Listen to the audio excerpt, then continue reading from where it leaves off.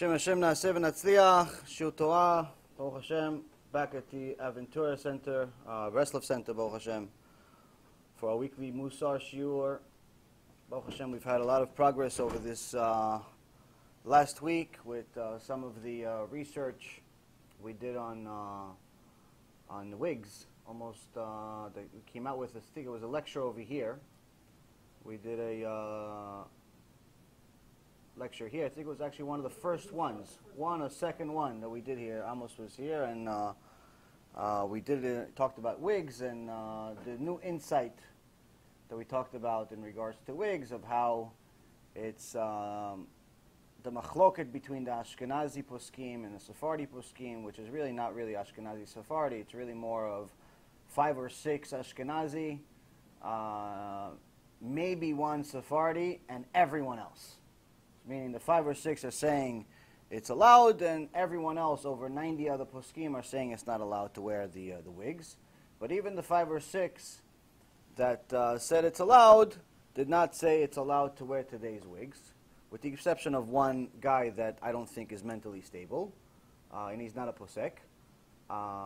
It's not necessarily an insult on him, it's just that he wrote a book in 1981, saying that the Lubavitcher Rebbe was the Mashiach while he was still alive. And even the Lubavitcher Rebbe himself, Zecher Tzadik Livracha, said, don't publish this book. So I think, people like that just point to their rabbi, as much as they like their rabbi, point to their rabbi and say he's the Mashiach, I don't think they're mentally stable. As much as I would like to believe that either Rav Mizrahi or Rav Ephraim are Mashiach, I would not be mentally stable to teach you if I were to say such a thing, because only HaShem knows who the Mashiach is, and by the time Mashiach comes, we'll know. There's no guessing. So to just say somebody's a Mashiach because we like him is one degree of craziness, and to write a book about it, I think, takes it to another level. But anyway, the whole argument between wigs allowed, not allowed, has been going on for many years. We had a little bit of a different perspective about it, actually rehashing a 14-year-old issue about the fact that the problem with wigs is not regarding the halacha of it's allowed or not allowed because of modesty, it's allowed or not allowed because you're Ashkenazi or Sephardi. The problem with wigs is because it's avodah zarah. And the reason why is because after serious research we did, we confirmed that it's virtually impossible to find a wig that does not have a source of avodah zarah, to find a wig that does not have a source that came from the temples in India. There are only a couple of places you can get wigs, unless you get it directly from a person, which I don't see anyone walking around with a bald head these days saying, oh, I just sold my hair. But let's say you found somebody, okay, so Ashrecha, you found one person. The other 99.9% of the population that are getting wigs and hair extensions and so on are getting it from stores. And those stores are getting it from factories. There are 2 major factories. 99% of the wigs are coming from India, who then sends it for processing in China, who then sends it to processing somewhere in Europe, either France or Italy, or one of the other European countries. So that's why when it gets to the United States or anywhere else, it says made in Italy, made in England, made in France. But the last time anyone visited France, Italy, or any of these places, you don't see Italian people walking around with bald heads. That's because it's not made in Italy. It just says made in Italy because the last part of the processing was in Italy. But the actual hair itself, the foundation of the hair, it comes from India. Also, the hair that says made in Brazil, from the few people that I know that are from Brazil, they told me that they most likely will allow themselves to starve to death before they shave their head to sell it. They'll allow themselves to starve to death before they hurt their own beauty. Like, oh, why would they sell their hair? To me, they thought I was crazy when I asked them. So anyway, that's the main source. The other 0.9%, if it's even that much, comes from Russian jails. There apparently is a organization somewhere in Russia that goes to the women jails and forces the women to shave their heads. So it's either it's coming from avodah zarah or it's coming from unethical behavior. Either way, it's obviously not allowed, or it's coming from dead people. So we did this research, Baruch HaShem, and this organization in New Jersey and New York actually wrote a whole paper about it using all of our research. Baruch HaShem, over the last week, it became a very big hit. Rabbi Eliezer Brody from the Breslov Center also included it in his blog, and said himself that even though he's not one to speak about the topic, he doesn't go against one side or the other, even though his wife wears a kisui rosh with a mitpachat, with a scarf. He says, listen, I understand that there's Ashkenazi customs and so on, so I don't even talk about it.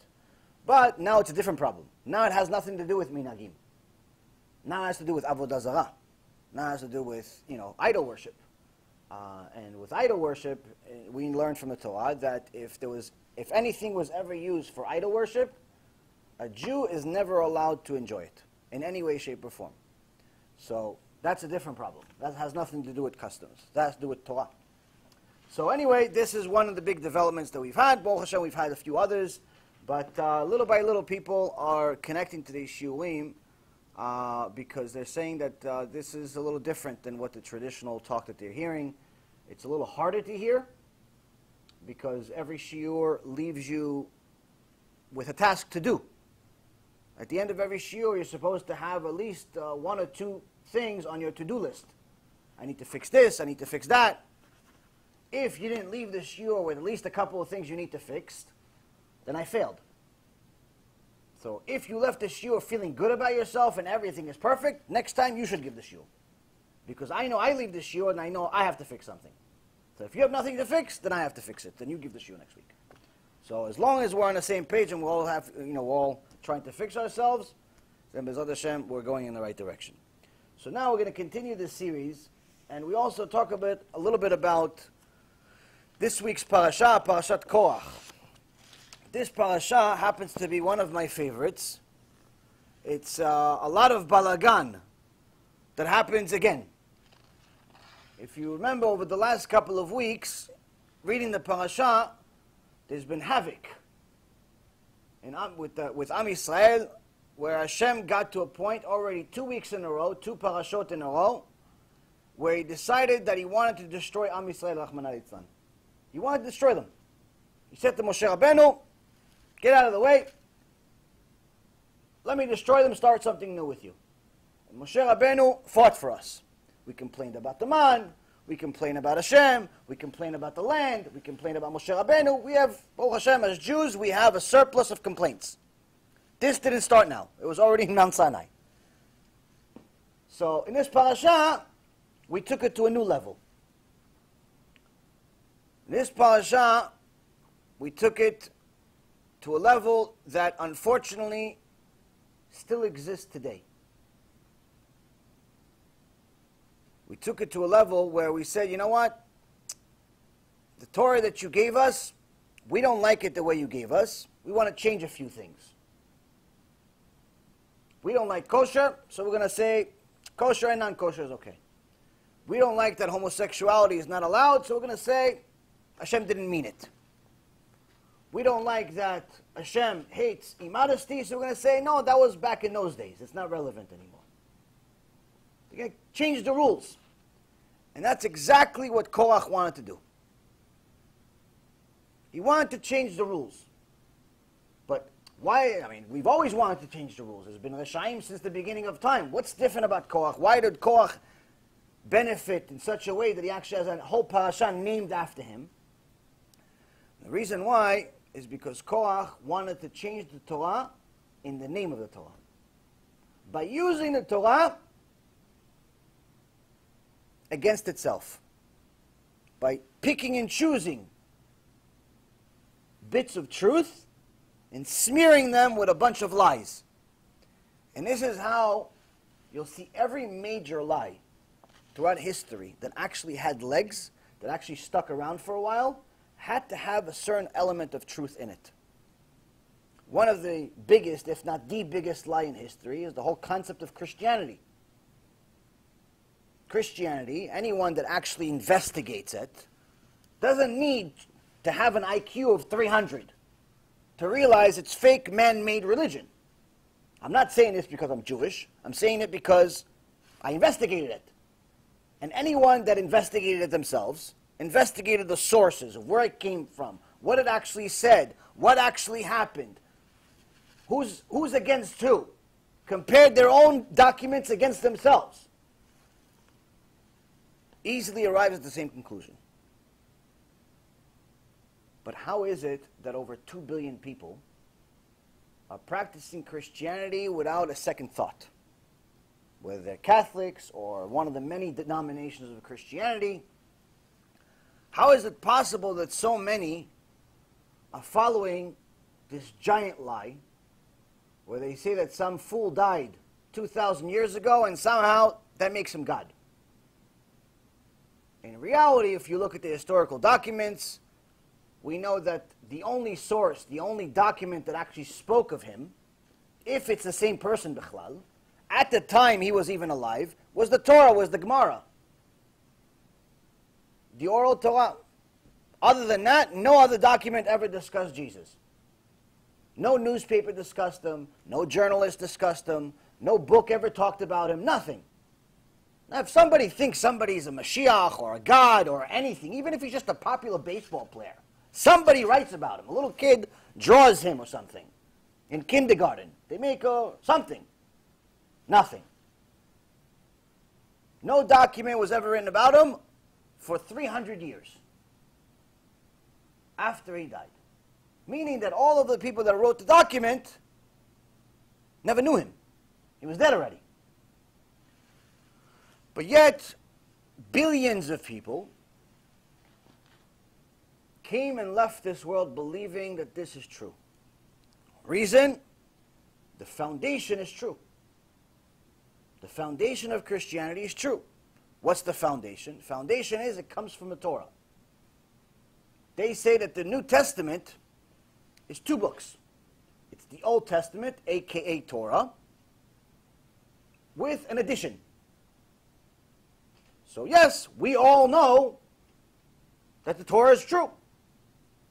They say it's also true. They just say there's an addition. We say there wasn't an addition. Torah was written once, that's it, the end. So the fact that the larger part of the New Testament, meaning the Torah has about 304,800 letters, in comparison to the New Testament of approximately 100,000. So you see that out of 400,000, 75% is true. Who's going to check the other 25%?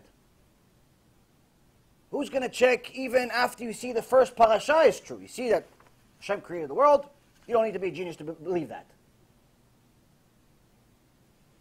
Muslims, Jews, Christians all believe that God created the world. So everybody agrees. Therefore, see, we all have the same thing.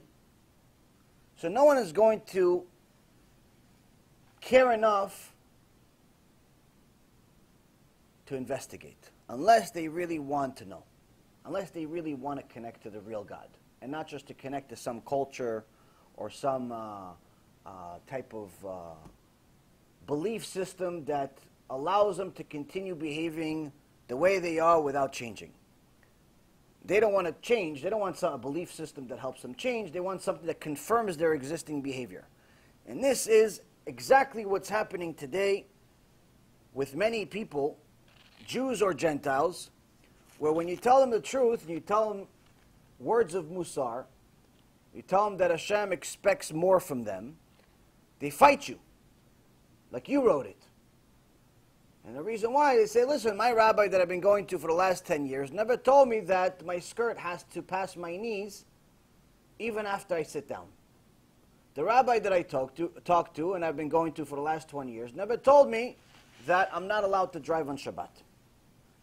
The rabbi that I go to never told me that I'm not allowed to even step inside a Reform shul, a conservative shul, or a Kabbalah center. Not allowed.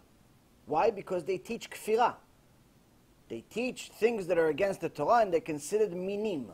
Minim means people that are actively trying to distance Am Yisrael from Hashem. And someone like that, we've had shurim about that, we're not even allowed within 6 feet of them, according to HaShem. 6 feet. So, obviously, we're not allowed to learn from them. The rabbi never told me this. Why you say so? Maybe you're wrong. Well, we'll compare. We'll compare his sources versus mine. My source is the Torah. I don't know what sources he uses, because there's no source for what he says. So now, when people hear some of this stuff, and they're not really looking for the truth, what are they looking for? They're looking for things that are more convenient to hear, because they justify their existing behavior. I don't want to hear things that are going to tell me to change, because I don't want to change. I'm comfortable waking up at 12 o'clock in the afternoon.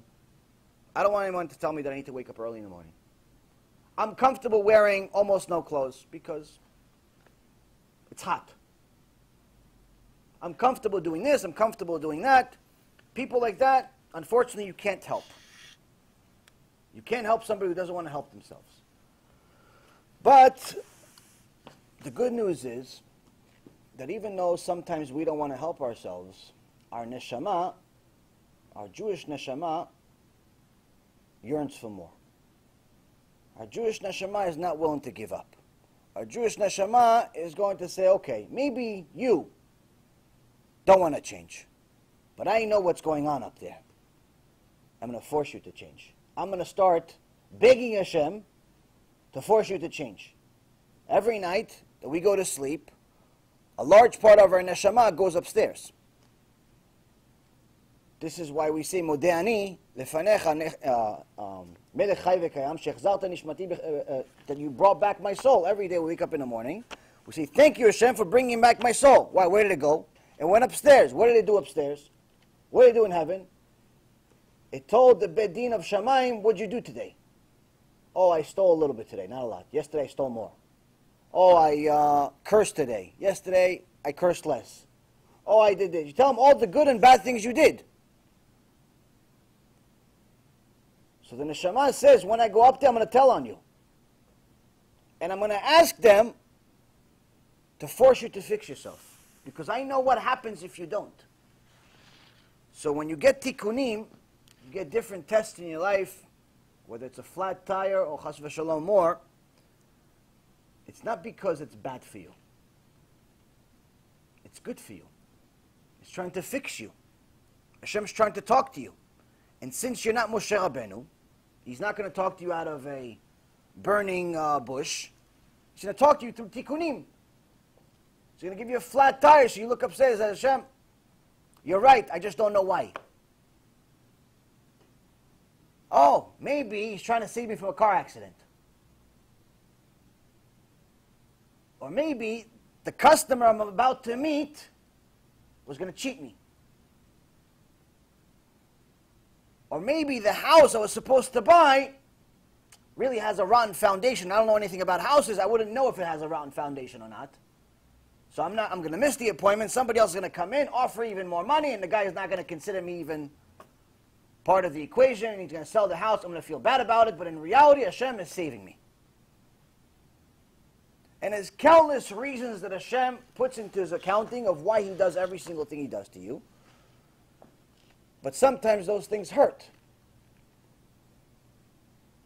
If you connect to Him, and you're willing to improve yourself, it becomes easier to understand why.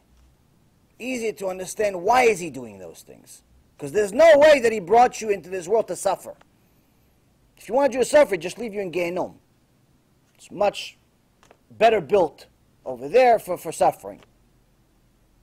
It's more structured for that. There's only suffering there. No one has a good time. There's no vacation. There's nothing. It's pure suffering over there. Pure punishment. 6 chambers end at some point, sometimes a few hundred years, sometimes a few thousand years, sometimes a few million years. 1 chamber doesn't end. So if you wanted this, for us to suffer, you just leave us there. He didn't bring you here to suffer. He brought you here to work.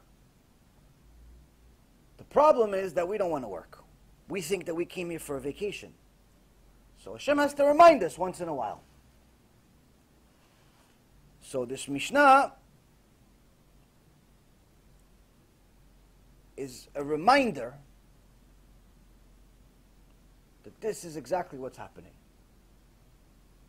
Rabbi Dosa ben Hur'kenus אומר, שינה של שחרית ויין של צהריים ושיחת הילדים וישיבת בתי כנסיות של עמי הארץ מוציאים את האדם מן העולם. Rabbi Dosa ben Hur'kenus used to say, late morning sleep, midday wine, children's chatter, and sitting at gatherings in the synagogues of the ignorant remove a man from the world. On a simple, literal translation, seems pretty harsh. Seems like Rabbi Dosa ben Hur'kenus is a little bit tough on us here. Okay, so I overslept. Big deal. Okay, so I had a glass of wine at 12 o'clock in the afternoon after I woke up. Okay, so I hung out with my kids till 4. So what? So few of my friends, I go to Beit Knesset after 4 o'clock. I go to the Beit Knesset, I hang out with the guys. We talk about sports. Maybe watch a little bit. They put TV in the back of the Beit Knesset maybe. So what? You're telling me that this is going to take me out of the world? This is going to take me out of this world and Olam Haba? So strict. Charidi. Machmir. So let's see what he is. First and foremost, as we always start when we hear the name of a new sage, is who is he? Rabbi Dosa ben Hur'kenus was a colleague of Rabban Yochanan ben Zakkai, but he was considered one of the Gdolei Atanaim, to such an extent that Rabbi Akiva, Rabbi Yehoshua, some of the major sages you hear about in the Gemara, they were his students. So not only was he Kodesh Kodashim as far as his knowledge, he was extremely wealthy, and he lived a very long life. Meaning that he had the experience to back everything up, the experience of seeing Bet HaMikdash, the experience of seeing sages, the experience of seeing us succeed and fail. So when Rabbi Dosa ben Hur'kenus, who when he speaks to Rabbi Akiva in the Gemara, he doesn't say Rabbi Akiva. He says Akiva. Akiva. Young Akiva. Why? Akiva was a student. Akiva was a student. Even though the Torah says that Rabbi Akiva arrived at the highest level of Kedusha, the 50th level of Kedusha, even higher than Moshe Rabbeinu, some say. Still, when he was here, he was considered a student. So if he was his student, imagine who he was. So Rabbi Dosa ben Hur'kenus, you would think with all of this wisdom that he has, knowing what happens above us, below us, knowing the Kabbalah, knowing the literal, knowing the secret, knowing all these different things, because his students knew it, so obviously he knew more. You'd think he'd be a little more sophisticated. Why are you talking to me about oversleeping or drinking wine? There's nothing else in the world to talk about? Can't tell me about the secrets of what happens after we die? Can't tell me the secrets of what does an angel look like? Is it like the movies where they have a couple of wings? Is it 2 little kids like they have?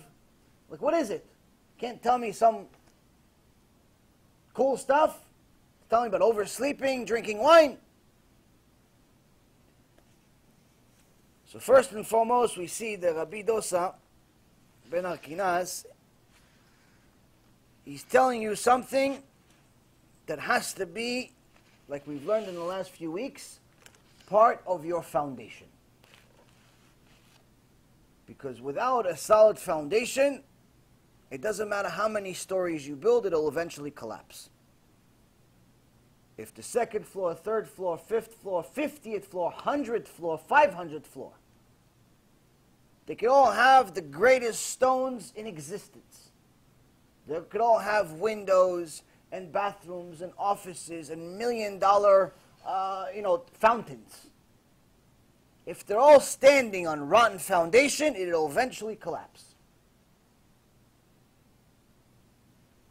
So we've already learned over the last few weeks that first and foremost, before anything else, Reshit Chochmah Yirat Hashem, the beginning of wisdom, is fear of the Almighty, fear of Hashem. If you have no fear of Hashem, you have to question whether you believe in Hashem B'chlal.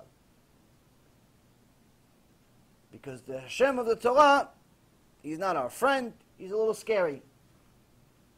He's great, He's amazing, He loves us, He wants good for us. But if we read a few parashot in the Torah, especially this one, Parshat Korach, of what happens when someone is the enemy of Hashem, it's not so nice. The end of Korach and his friends was not exactly a fairy tale. It was not exactly like Smurfs. It didn't end like a Bugs Bunny cartoon. It says that Korach got warnings. When he first went against Moshe Rabbeinu,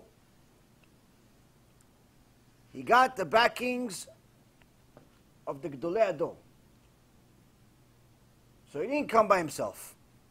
Korach was not only rich, before he became a Rasha, he was considered a tzaddik. He knew a ton of Torah. So he was the richest man of the land. Until this day, many Jews use the expression Ashir ke Korach, rich like Korach. Because no one had as much money as Korach. They say that all of Am Yisrael left Egypt wealthy, because we found a third of the treasure that Yosef HaTzadik hid. But Korach by himself found also a third.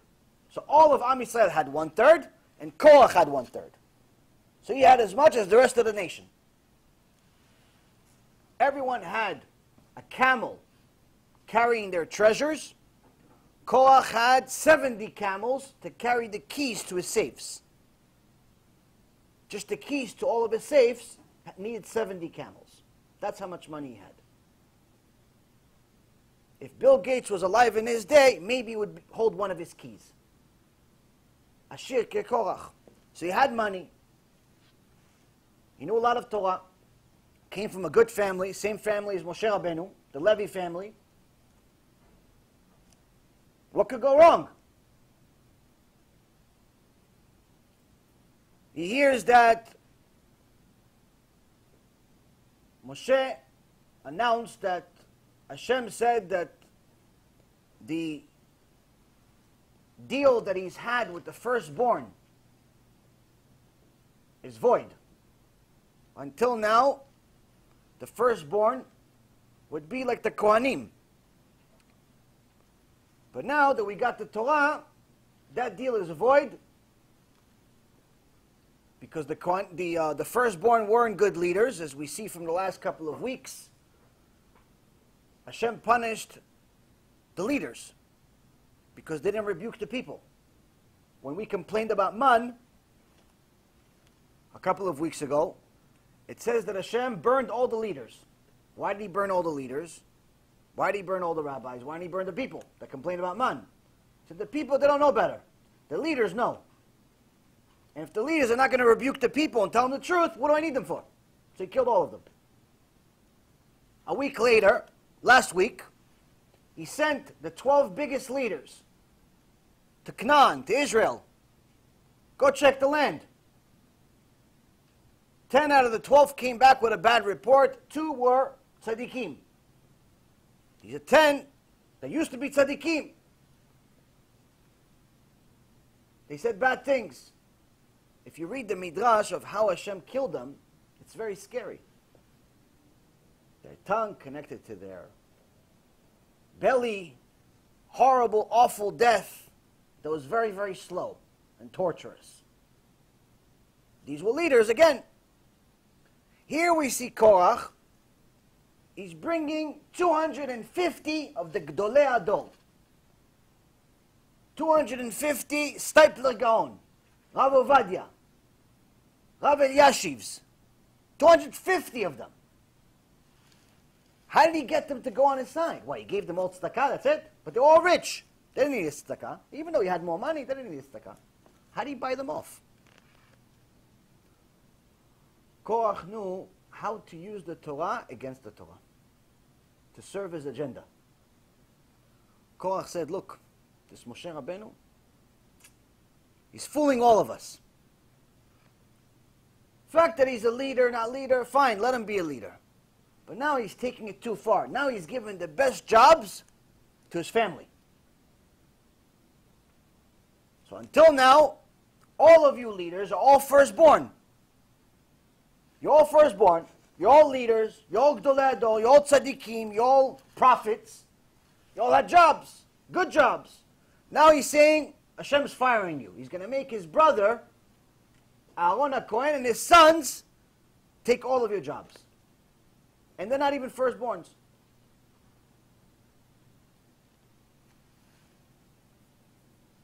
So the Ibn Ezra says that he convinced them by telling them, listen, Moshe is changing the rules. His rules don't make any sense. Hashem probably tells him something, and since we don't hear every conversation, he's probably changing it. So they asked him, how? How is he changing it? He's like, look, I came to him and I told him, listen, you gave us this mitzvah called mezuzah. Mezuzah. This is a mitzvah that until this day has a lot of success. Even people that don't keep mitzvot have mezuzah in their house. But I told him, listen, you have this little mezuzah. This mezuzah has a couple of paragraphs in it that you say. You put it in a mezuzah. You just make sure that the letters don't touch each other. And you put it on the door. Onkelos, the convert, taught us in the Gemara, Masechet Avodah Zarah, that we should kiss it. We should kiss the mezuzah to show Hashem that we like it. Not because we have to. But Onkelos, the convert, the righteous convert, he loved the mitzvot to such an extent that they put it in the Gemara. So now, mezuzah has a few paragraphs in the Torah. That's why we kiss it. But I told him, listen, because I'm rich, I filled up my house full of Sifrei Torah. Not just what the mezuzah has, the entire Torah, but not just one Sefer Torah, like they have a few in the Baruch Hashem in every closet in the shuls. I have the entire house from floor to ceilings full of Sifrei Torah. Full. We don't have furniture, we just have Sifrei Torah. Do I still need a mezuzah? Why? Why do I need a mezuzah? Your mezuzah has a couple of paragraphs. It's a little tiny paragraphs. I have a whole Sefer Torah, and I have the whole house full of Sifrei Torah. I still need a mezuzah? Logically, makes sense. That's the secret of a Rasha. Always makes sense logically. But the Torah is not supposed to be logical. The Torah is supposed to be divine. Divine is only logical to something divine. There's only one thing that's divine. Hashem. That's it. Human logic and divine logic are not the same. Machshevotai lo machshevotchem. My thoughts are not like your thoughts. Hashem says this to Am Yisrael. I don't think like you. You think whether you want to wake up or not. I don't even go to sleep. You think whether you want to eat this food or that food. He goes, I don't eat. You think whether you want to get married at this age or that, get married. This is not things that are relevant to me. You think about things that have no connection to me whatsoever.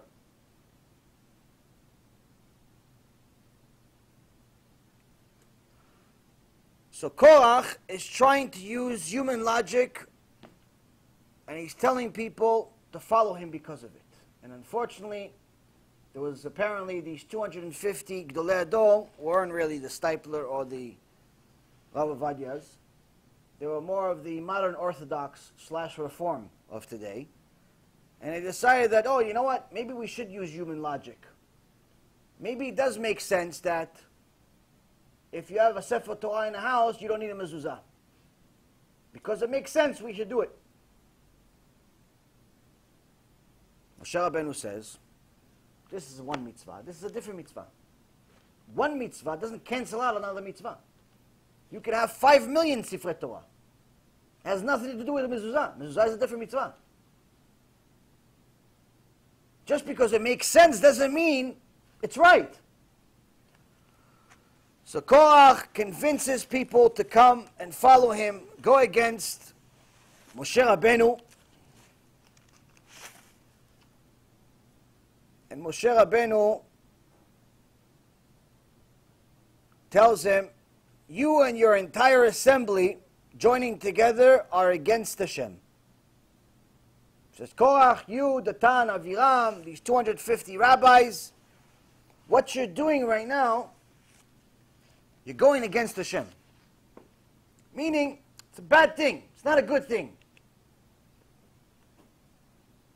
But he's still giving him the benefit of the doubt. He's still praying to Hashem for him so he can do tshuva. He's still trying to reason with him. He's still trying to fight for him even in Shamayim. He's not calling him a rasha. He's saying what you're doing, maybe you're trying to do good. Maybe there's something good. Maybe you mean well. Even though the road to hell is paved with good intentions, you mean well. It's nice. But you're going against Hashem. I understand that the conservatives and the Reform want to accept everyone. But by saying, the head of the conservative movement announced, I think today or yesterday, that now the conservative rabbis are going to not only accept intermarriage into their keilot, Jews and non-Jews getting married together, but their rabbis, so-called rabbis, are actually going to officiate the chuppah.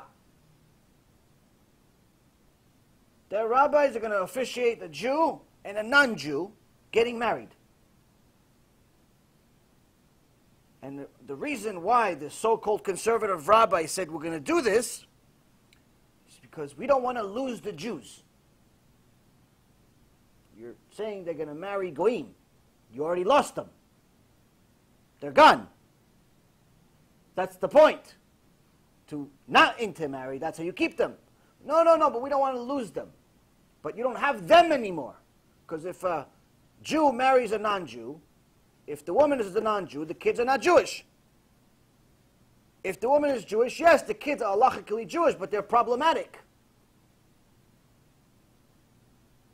It's not exactly so simple. The Reform, HaShem and HaChem, someone sent me a video yesterday. I couldn't watch it. It was like I think 3-minute video. Maybe I watched 3 seconds. Maybe. And it's not because I'm busy. Mamash, I was getting angry. It's not good to be angry. According to the Gemara, someone gets angry, all types of Gehinom start controlling him. I was getting angry. Someone sent me a video of a Reform rabbi with a talit, big talit, officiating under a chuppah and kiddushim, saying Birkat HaKohanim. So far, so good, right? He's wearing black and white. He's wearing the so-called uniform that we have today, even though in old days we weren't even allowed to wear black. Nonetheless, the black and white has become the Jewish uniform these days. Everything so far looks good. He even has a beard. Chuppah. What's the problem? Under the chuppah are 2 men. Under the chuppah, he's doing a chuppah and kiddushim for 2 homosexual men. Shem Menachem. Even in Sodom and Gomorrah didn't have this. Sodom and Gomorrah is looking from Gehinom. It's like, yeah, they're worse than us. It's like, back then we didn't even get married. We just did it. Dor Noach, the generation of Noah is looking, they're much worse than us. We did the same thing, but we didn't justify it. We didn't have chuppah and kiddushim, Birkat HaKohanim. Or Chaim HaKadosh says that at the end of times, we're going to get to the 50th level of Tum'ah. We're going to get to the worst possible level we've ever gotten to. In Egypt, we got to the 49th level, and Hashem had to take us out of Egypt in the last moment before we made one more sin. Because had we made one more sin, we would have entered the 50th level of Tum'ah, of impurity, And according to Chazal, once we get to the 50th level, can't take us out. Must destroy the world. Or Chaim says, in the end of times, right before Mashiach arrives, they're going to hit 50. And Hashem's still going to save us. But only the few that do tshuva. I think we're close at the very least. Personally, I think we reached 100. But let's say, I don't know, let's say we're at 49.999. Give the generation kaf zchut. After I saw the video, I said, we have to be at 50. Mashiach is around the corner. Has to be. So now, to finish the point, and then I'll answer the question.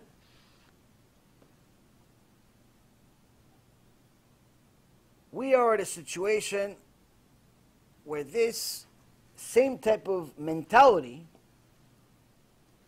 already started with Korach and his friends. But Moshe Rabbeinu said, listen, before you go too far, I'm telling you what you're doing is against HaShem. Right in the beginning of the Parsha, chapter 16, verse 11. After they continue going against Hashem, after they continue going against Moshe Rabbeinu, after they continue going against Aaron HaKohen, and using these faulty arguments to justify their behavior, they're saying we want to allow intermarriage, we can save the Jews, like the conservatives. They're saying we want to allow homosexuality because we want to save the Jews. They're saying we're allowing people to drive on Shabbat to Beit Knesset because we want them to come to shul, so we can save the Jews. They say we're going to allow immodesty because if we don't allow immodesty, no one's going to come to save the Jews. Everything is to save the Jews. Rav Shach, Zecher Tzadik V'Ivracha, someone asked him about something like this once. He said there's a seminar and there's possible immodesty with one couple. They say that they're not married and they want to attend. They want to attend the seminar, but they're not married. They want to sleep in the same room. He said cancel the entire seminar and every seminar that ever is going to happen, instead of allowing such a Chilul Hashem to happen.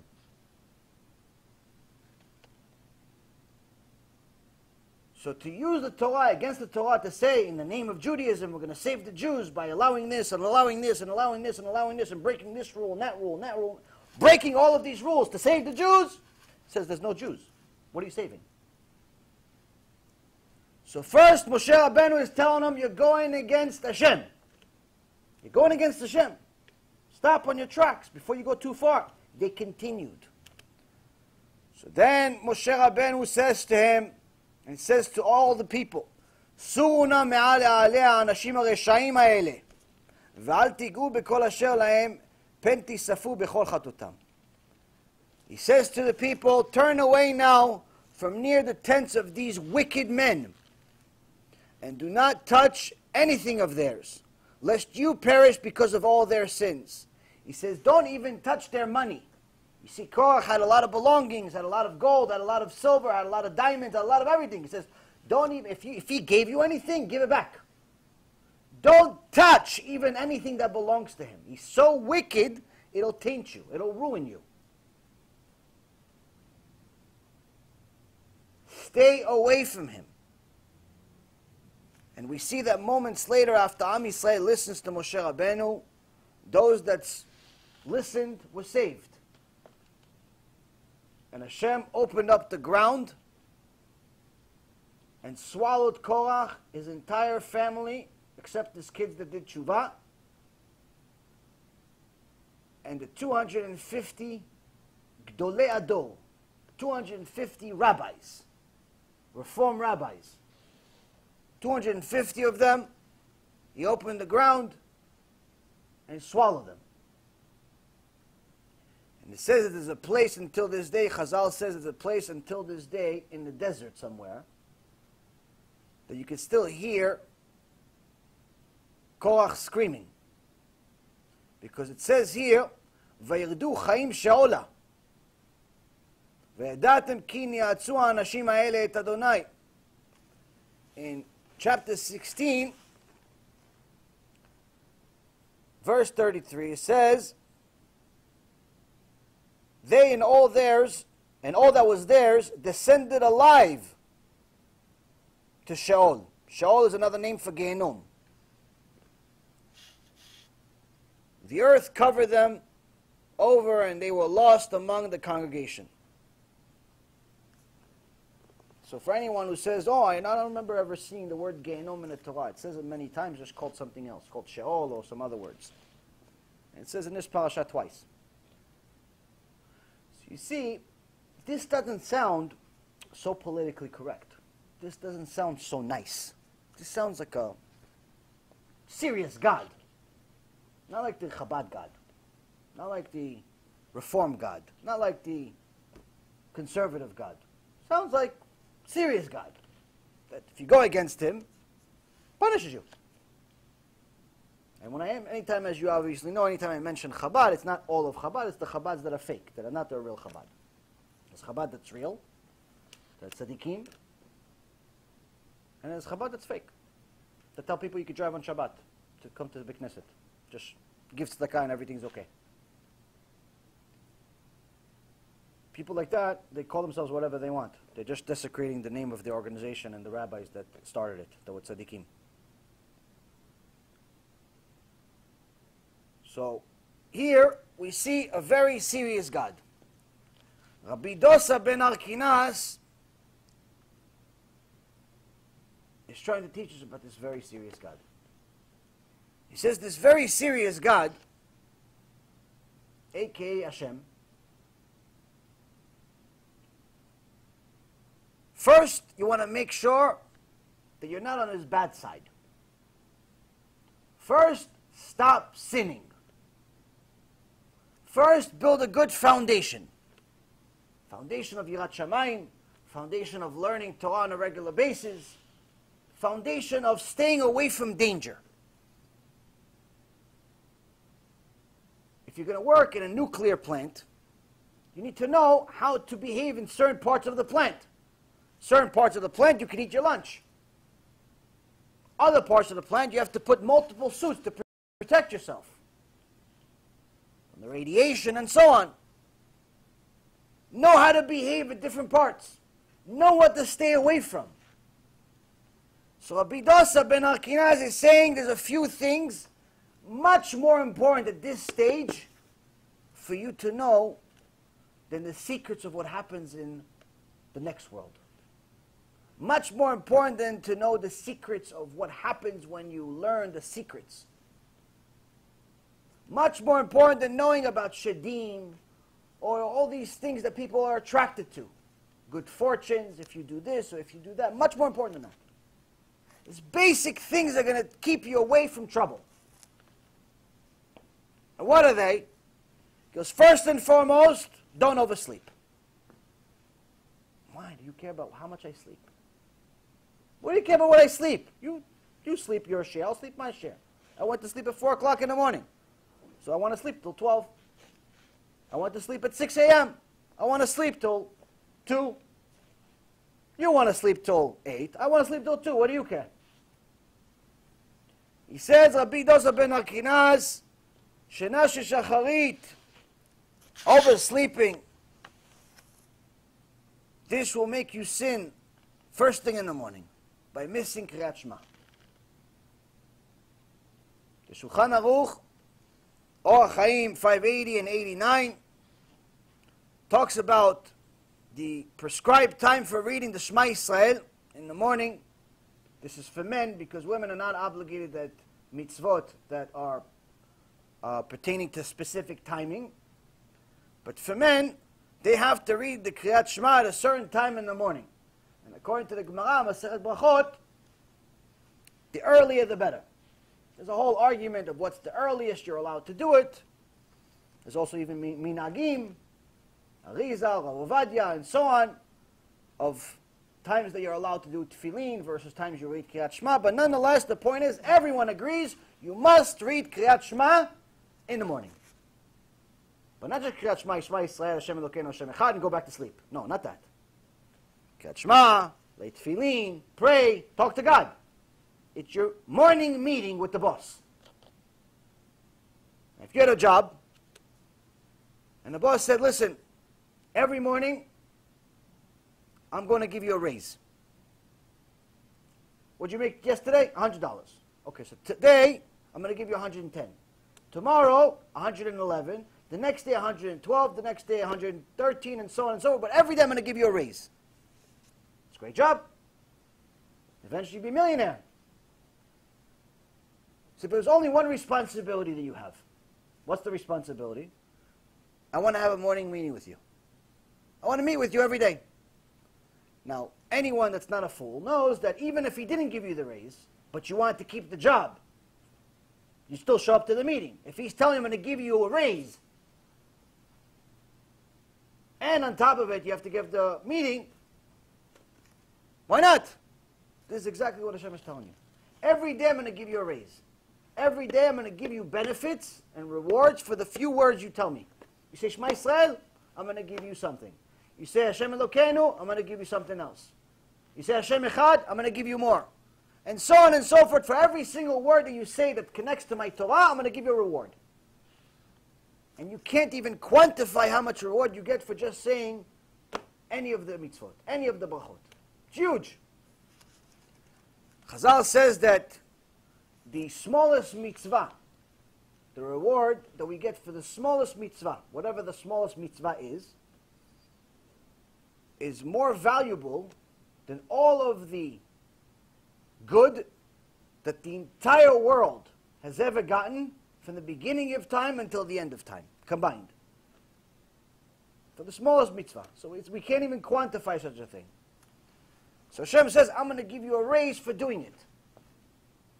But I need you to show up to this morning meeting. So this meeting is very important. So if you don't show up to the meeting once, okay, not the end of the world. Twice, it's already not good. If you're not showing up to the morning meeting on a regular basis because you're watching YouTube at 4 o'clock in the morning, it's no good. What if you were watching Shul Torah at 4 o'clock in the morning? A lot of people will tell me that I can't wake up in the morning to go to Knesset because I was watching your shiur at 3 o'clock in the morning. So watch it at 1. So watch it at 12. So watch it at 8. Watch it at 6. You have 24 hours. Why do you have to watch it at 3 o'clock in the morning? You can't use the Torah to make sins. You can't be Korach. You can't say, no, I'm watching Shua Torah at 4 o'clock in the morning, and that's the reason why I'm sinning first thing in the morning. First thing in the morning, I'm not doing Kriyat Shema. First thing in the morning, I'm not doing tefillin. I do tefillin at 1 o'clock in the afternoon.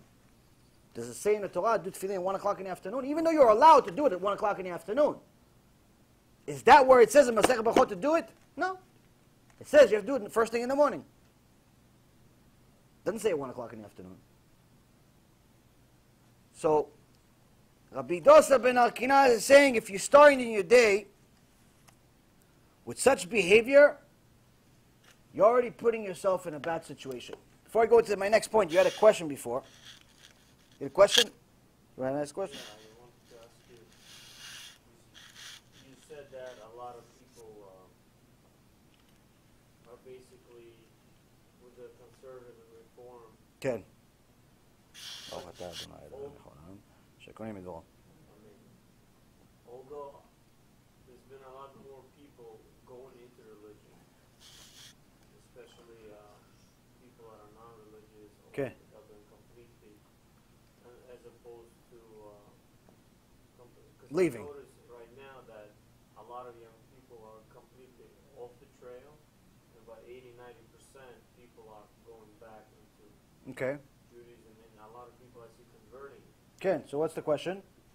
So my question is, how come the Orthodox don't get together with the Reform and Conservative and form some kind of understanding? So Because there is an understanding. There's an understanding that's called the Torah.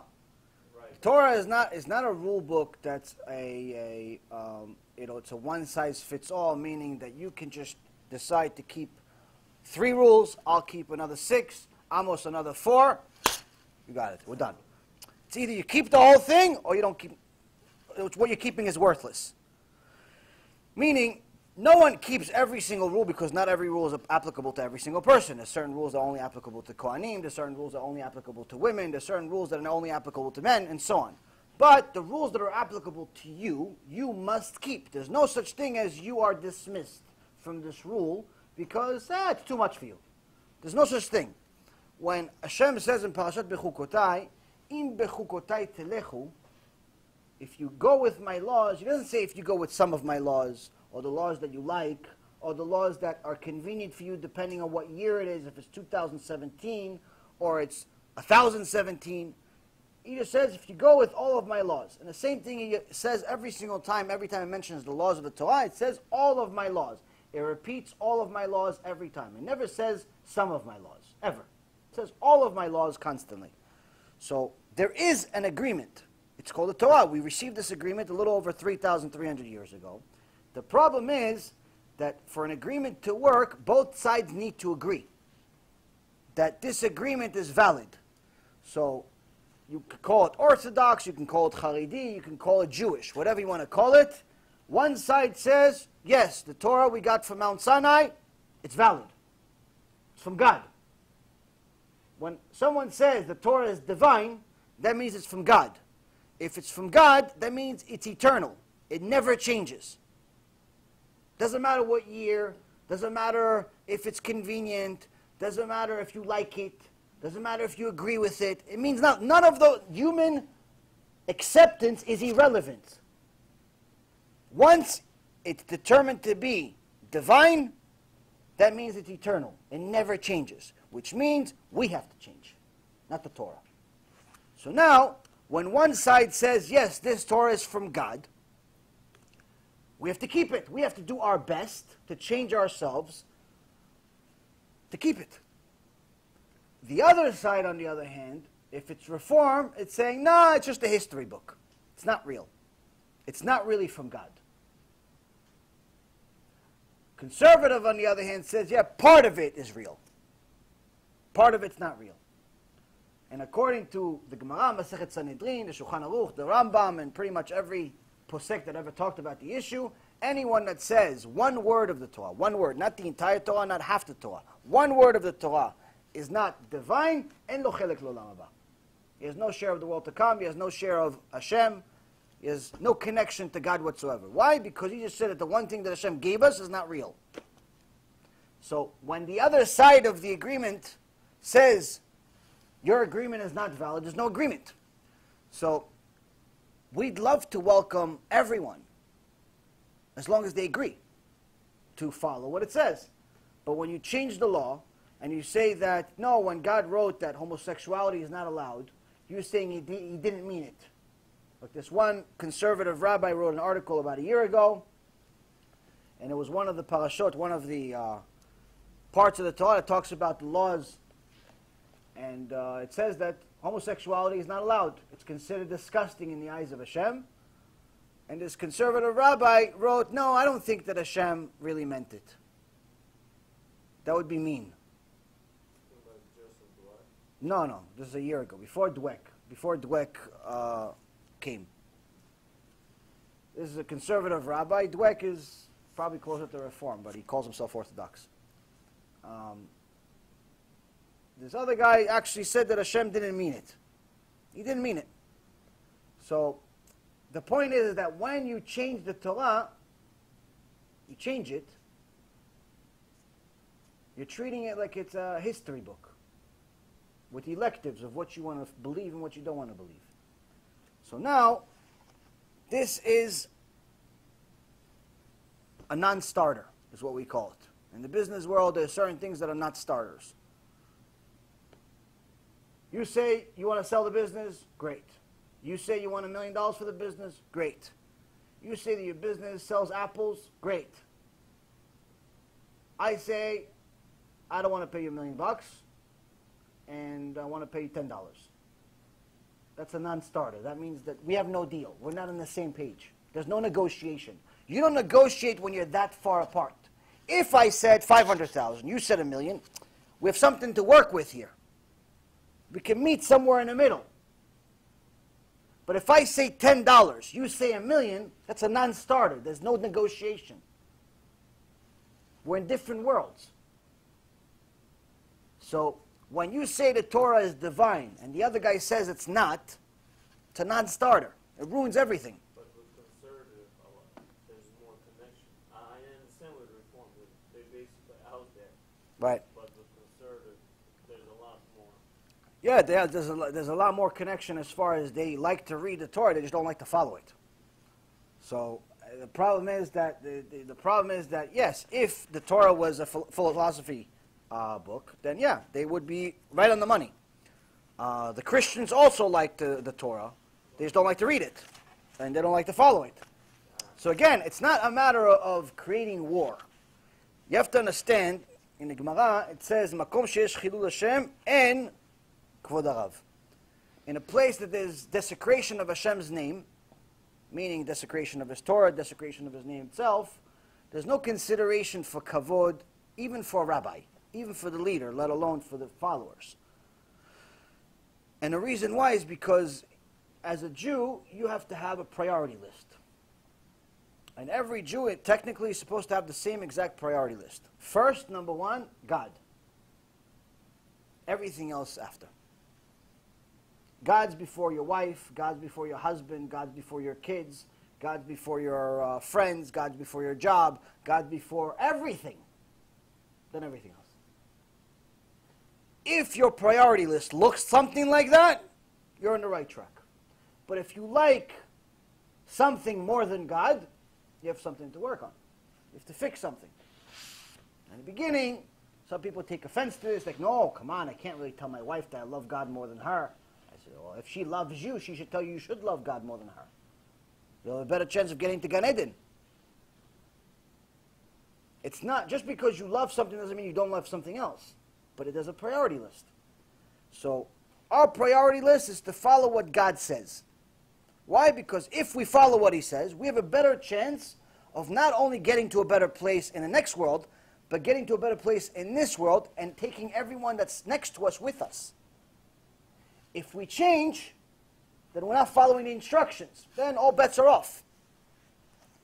So now, Rabbi Dosa ben Hur'kenus is telling us, it starts with the beginning of your day.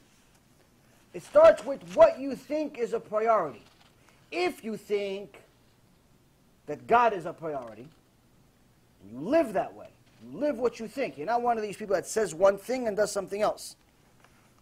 As the prophet says, Hashem says that they respected me with their lips, but not with their actions.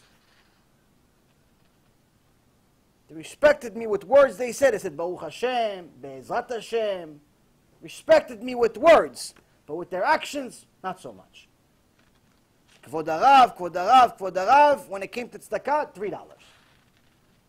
Thank you. I'll buy Kit Kat with it for my kid. What am I going to do with $3? Sometimes you have people like this. They give you, like, they write things, they say things, all the greatest things in the world. But then when it comes to actual action fulfillment, not so much. Sometimes you have marriage couples, you have marriage problems. The foundation of the problem is that. The husband says, I love you, I love you, I love you, but he also says it to another woman. So both of them he loves. Just that both don't know about each other. Sometimes you have a woman saying to her husband, I love you, I love you, I love you, but she's constantly putting pressure on him to work 3 jobs because she needs to have a new car every month. She needs to have 18 dresses. She needs to have a shoe every day. She puts pressure on him to work overtime. That's not love. The purpose of love is to bring the best out of each other. If you're not going to bring the best out of each other, don't love me. Don't do anything for me. Don't even say it, because your love is costing me too much. So now Hashem says, they say they love me. They say they love me with their words, with their mouths. But their actions, not so much. Because the love has to be here. So Shlomo HaMelech says, if you want to succeed in life,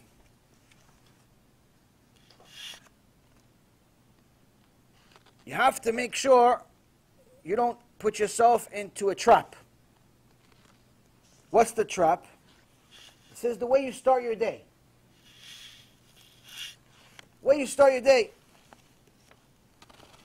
Even if you don't have a job that requires you to wake up at 6 o'clock or 5:30 in the morning like I needed to wake up in Wall Street, even if you don't have any appointments early in the morning, you must start your day early. You have to go to Beit Knesset, you have to pray, you have to learn, you have to get stuff going. Why? Shlomo Melech says, מעט שנות, מעט תנומות, מעט חיבוק ידיים לשכב, ובא כי מעלך ראשך ומחסורך כאיש מגן. Translation, a little sleep, a little slumber, a little folding of the hands to recline, and your poverty will come like a traveler, and your lacking like an armed man. He says, you're going to get a little comfortable in life, you got a few bucks in the bank, you made a few dollars in the stock market, real estate, so you want to sleep in. You want to wake up at 10. You go to sleep late because you're watching YouTube, you're watching Torah anytime, you're watching, I don't know, Dardasim, whatever you're watching. You're up late, so you want to wake up at 10. He says, okay, I'm just letting you know, this is from the wisest man that ever lived. And he says, a little sleep, a little slumber, you take your time. You don't wake up like a normal person that starts a day. You want to oversleep a little bit. It's going to cause a little slumber. It's going to cause you to become lazy. 9 o'clock in the morning is going to turn into 9:30. 9:30 is going to turn into 10. Eventually, 10:30. Eventually, maybe 11 or 12. Eventually, you're going to wing it every day. You're not going to have a schedule. You're going to be very, very comfortable. You're going to recline. And poverty will come like a traveler. Poverty is going to come. You don't expect it. But eventually, when the stock market is not working your way, when the real estate market's not hot, when the employees don't feel like working from home anymore, they want to see their boss, things are not going to work as efficient as they are. It's going to take adjustment for you. You can't adjust overnight. By the time you adjust, you're already going to go broke. First and foremost, you have to understand, you have to start your day early. And he says it in the verse before, this is verse 10, chapter 6, verse 10. In verse 6, he says, Lech lanemala atzel, rei darkea vechacham. He says, go to the ant, you lazy person, and learn from its ways, and become wise. Last time, we gave a shiur, actually today, also. I saw an ant, but he didn't give a shiur. But Shlomo Melech says we have to learn from the ant. What do you have to learn from the ant? What do you have something to learn from the ant?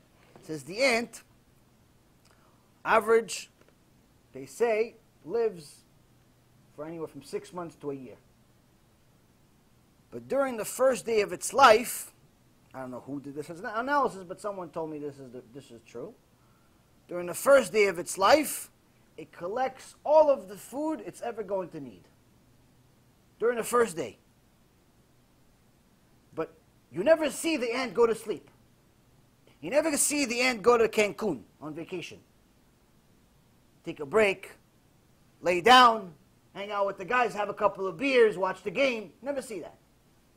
Every day the ant goes to work. Every day the ant works as if it's saving for tomorrow, and for tomorrow, and for tomorrow, but it's not going to be tomorrow for that much longer. Every day it's collecting 6 months' worth of food. He says that's where you learn ambition from. Every day you go collect diamonds, mitzvot, even though you don't know how long you have. Maybe you have 6 months, maybe you have 60 years, who knows? But be like an ant. Learn from her, be chacham, be wise. But if you're going to sleep, you're going to wake up at 12 o'clock in the afternoon every day. You're already starting your day in a bad way. This is actually mentioned in Proverbs twice, in chapter 6 and in chapter 24. So as we continue, he says that if you already started with oversleeping, now you've become lazy. Boredom leads to sin. How does it lead to sin? When you have nothing to do, you have to create something. And we already learned from Rambam, Ilchot Isurei Be'ah, and he says one of the main ways that leads you to make sex crimes, whether it's wasting seed or going with people that you're not allowed to be with, having even these desires is as a result of boredom. Having an empty mind. You have an empty mind, you're just thinking about baseball, basketball, stock market, all things like the things of this world. This is an empty mind. Even though you may know the salary cap for every single team in the Major League Baseball and NFL and in the NBA, this is not going to occupy your mind to make it a full mind. This is an empty mind. A mind that's full is a mind that's full of Torah. And the reason why is because the Torah keeps you thinking. Keeps you trying to figure out how the system works. What are the secrets to the world? How do I make myself better? How do I use this rule to make this better? How do I use this rule to make that better? How do I use these tools? Salary caps are just going to make you a jealous person. You're going to live in denial. You're going to live with hopes that one day you're going to have a house next to LeBron James. You're not going to have a home next to LeBron James. He's not going to want to live next to you. He wants to live in a house that you can't afford. And you thinking that you're going to live next to LeBron James and he's even going to look at you is going to make you live in fantasy for the rest of your life. And you're going to ruin your life. This is the same thing with people that go on Facebook a lot. They see other people's pictures and everyone's life looks fantastic. Because the pictures that people put online are pictures of vacation, of good things. No one puts the pictures of the fight they just had. No one puts the picture of them getting fired. Oh, this is me. Yeah, you see me in the background? I got fired in that picture. No one puts that picture. No one puts the picture of the kids crying, driving you crazy at 3 o'clock in the morning. No one puts that picture. Everyone puts the picture of the kids wearing a costume and they look like two little angels. No one puts the picture that you have to pick up the remains of the dog inside the house in the living room. Everyone puts the picture of the dog jumping like he's like Superman in the field. Not you cursing the dog out and saying, I can't believe I have this dog living in my house. Get this dog out. No one puts that picture. So people see other people's picture and they live vicariously through other people's lives momentarily. It makes themselves feel good for a little bit that someone's having fun out there. But then they look at their own life and they say, my life is not like this. He's on vacation. I'm working. He's having fun. I have an upside down smile all the time. I'm miserable. He's happy. I'm fat. He's skinny. I'm this. He's that. And you start comparing yourself to everybody on the internet. They're all happier than you. You want to commit suicide. You want to get divorced. So this type of behavior leads to empty minds. This is empty. This is going to lead to disaster. This is going to lead to sin. This is the reason why people end up ruining their lives by going on the internet and going on to all these horrendous websites. Because when you become miserable, you need some type of, or at least your Yetzirah tells you need some type of relief. As a man, every man knows how to do that once he gets to puberty. And he ruins his soul that way. And he starts wasting seed. And little by little he becomes addicted to it. Little by little he ruins his life. Both this world and the next world. Because he doesn't realize that the main reason of why he's not getting parnasah is because he wastes seed. Because HaShem gives shefa to each person. When a man is wasting his seed, he's in essence distributing his shefa somewhere else. So all the wealth and good and happiness and great things that Hashem wants to give you, you're throwing it out. So now, this starts with living a life where you have no schedule, you're getting yourself to a point where you're bored, you're getting yourself to a point where you're lazy. And Rabbi Dosa says, then you're going to think, you know what, I got to fix myself. Let me at least look the part. Look like I'm successful. You ever see these, I don't know if this has always been the case, but it seems like it's a disease in this generation, where these young nobodies, they have nothing in their life. Like they have no actual job usually, and even if they have a job, they're not actually successful at it, but they act like they are. So they go to these very expensive restaurants, and they sit there and they drink wine like they're connoisseurs. They shake the wine like they know what the difference between a $7 wine and a $70 wine is. They shake the wine, and they sit with one leg over the other, and they start talking about baseball and basketball, nothing actual sophisticated. You see these people before? I used to have some of these people work for me. These guys, mamash, like, they weren't winners. Let's call it that way. They weren't winners. I knew because I wrote their paychecks. I knew how much money they were making. And I knew that I had to lend each one of them money every month because they didn't make enough money to pay their own bills. But they would take breaks, lunch breaks, and they would go to lunch somewhere on Wall Street or somewhere in Manhattan, and they would sit there with leg over leg, like as if they just made $100,000 this month. The guy can't pay rent. I have to pay for his insurance bill. But he's having lunch with his friends, like he's enjoying the sun. What are you enjoying? What are you enjoying exactly? This is the same thing. I saw another kid. I think I told you guys a story. Well, I saw this young kid, maybe 27, 28 years old, no job, no girlfriend, no wife, no kids, no nothing. Nothing going on in his life, but his mom pays his bills. And he's sitting there, and we're in Israel, and he's on vacation. And I see him, and he asks my brother, do you want wine? My brother's like, no, I'm okay. And he orders wine for himself. And you see him going like this with the wine. And he shakes, and mamash, it frustrated me. I don't know why it hit me the wrong way, but I see this kid, 28 years old. He has nothing going on. He's shaking the wine like a connoisseur. And I said, this is the reason why you have no job and no nothing, and because you want to look a certain part that you're not. You're acting like you are something, but you're not. So, Rabbi Dosa ben Arkinaz says, Shena shecharit leads to yain shetzoraim. Sleeping, oversleeping, all this laziness type of behavior, what's you going to do? You want to look the part. You're going to want to look like you're successful. So what are you going to do? You're going to wake up, you're going to go to the cafe, and you're going to have wine when? In the afternoon. Instead of finally starting your day, you woke up at 11. Instead of finally starting your day, what do you want? You want to have wine. You want to enjoy life. Because you have this mentality like you came here to enjoy life. No one says you have to be miserable, but having wine at 12 o'clock in the afternoon is not exactly conducive for a productive person. So you can have wine in the afternoon. So what do you want to do after you drink wine?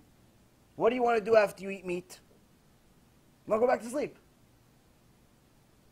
So you started in a negative way, you're continuing in a negative way.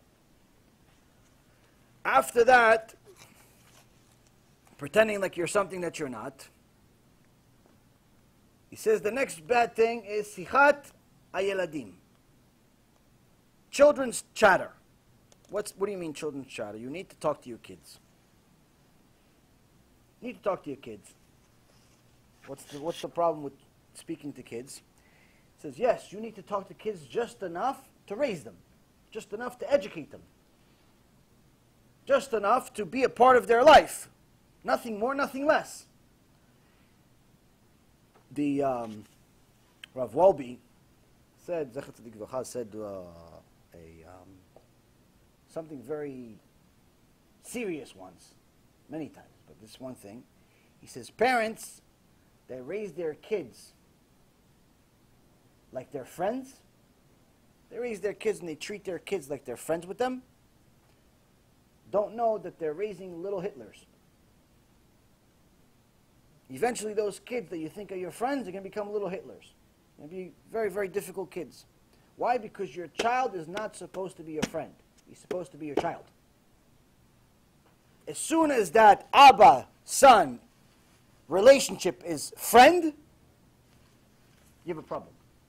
As soon as the mom is going to the store with her daughter to see what they're both going to buy, because they're both going to go to the movie together, and they're both going to do things together because they're BFFs, you have a problem. I'm not saying you're supposed to be enemies, chas v'shalom. But the daughter needs to know that mommy is mommy. That's ima. There's a respect. There's a certain line. I don't cross. I don't talk to mommy like I talk to my friends. I don't talk to Abba like I talk to my friends.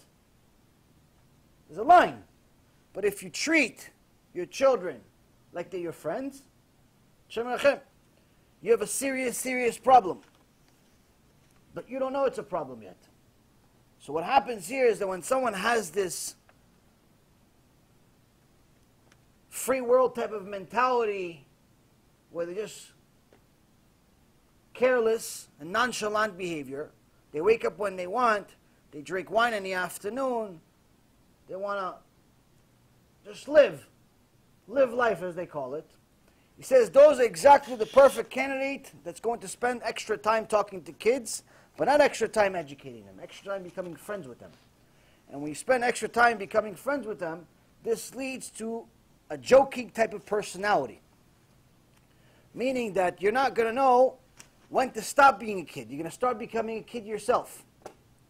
Start joking around at inappropriate times, and this could lead to a lot of problems. So the Gemara talks about it in a few different ways, about leitzanim, about people that make jokes. Now, it does say that anyone that's going to teach Torah, it's a good idea. It's not a must or anything. It's not halacha, but it's a good idea to sometimes start a serious shiur Torah with a joke. Makes the crowd more comfortable, opens them up. I'm not very good at this. I'm not very good at jokes. Usually I'm good at jokes and making fun of myself. But, 6 weeks ago was the last joke? See, he's even counting how many jokes I have. I'm that good at jokes. I have to take extra notes for jokes. But as far as, I know that there's a couple of people that I know that love to joke around. There's one guy that I know, and he invited me to do a couple of shiurim. And after a couple of shiurim, I decided that I'm never doing another shiur with this person again. And the reason why is because, and I also stopped inviting him to my shiurim. And the reason why is because he doesn't stop joking around. Now, as you obviously see, I'm a kind of a serious guy. I don't really like joking around too much, especially when Gan Eden or Gehenom is on the line. So when someone is making a joke every 5 seconds, it's very annoying to me. Now, I didn't know at the time that this happened. This was already a few years ago, that the Gemara talks about this. So, Rabbi Elazar says, Kol ha-mitlotzetz, Yisurin ba'in alav. Says, whoever scoffs, whoever jokes around at inappropriate times, not someone that's just says a joke at an appropriate time, just to lighten up the mood. Someone that jokes around, let's say in the middle of shiur Torah, you're talking to them about serious things, and he just makes fun of the speaker. Says, you look like this, or you do this, or just makes some type of jokes, wants the attention of the room. Says, whoever scoffs brings on himself isurim. Isurim is afflictions. Shene'emar ve'atai titlotzetzu pen yechezku me'osrechem. From the verse, we learn this from a verse in Isaiah 28:22. So now do not scoff, lest your afflictions grow severe. This is one small thing. Another one, Rav Ketina says, Kol ha-mitlotet mezonotav mitma'atin. Says, whoever is a scuffer, whoever is a guy that jokes around a little too much, his income diminishes. He loses money. Last month he was making $100,000 a month. All of a sudden it dropped to $85,000. It's not because of bad luck. It's because of that stupid joke you made in the middle of the shiur Torah. Shene'emar mashach yado et lotzetzim.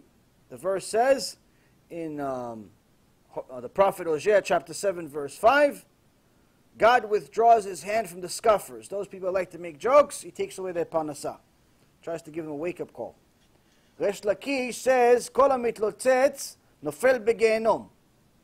Says the guy that makes these jokes goes to Gehenom. So the question is, why all these harsh things?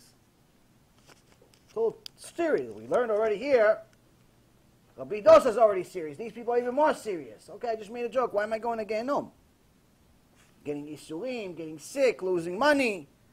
Goes even worse. Rabbi Tanchum says, Bar Chanchinai, says, Kol hamitlotzetz gorem kilaya la'olam, whoever scoffs causes to ruin the world. It gets worse and worse in his Gemara. Rabbi Elazar ben Hur'kenus says, it's very difficult for someone that's a joker. Why? Shetchila yisurim v'sofo kelaya. Says the beginning of his punishment is afflictions, getting difficulties in his life, but the culmination is ruin, meaning eternal Gehinnom. This is a harsh punishment for what? A joke? Come on, no? You guys are a little ultra-orthodox here. What's going on? So what's going on? Says, you have to know when to joke. If you're just hanging out with a few guys, you're hanging out, you're having dinner, you're having fun time, you and your wife are just talking, and you want to throw a joke, no problem. Enjoy the joke, laugh, it's good to laugh, it's healthy to laugh. It's actually even scientifically proven if you actually force yourself to smile for 20 minutes in a row, it improves your mood. Improves your mood. It's not going to take you out of depression by any stretch of the imagination, only because depression is a spiritual state of mind, it's not a physical state of mind, but it can help you. Forcing yourself to smile for 20 minutes straight will help you. But there's a time and a place for that. If you're joking with you and your wife, you and your husband, you and a couple of friends at an appropriate time, no problem, enjoy.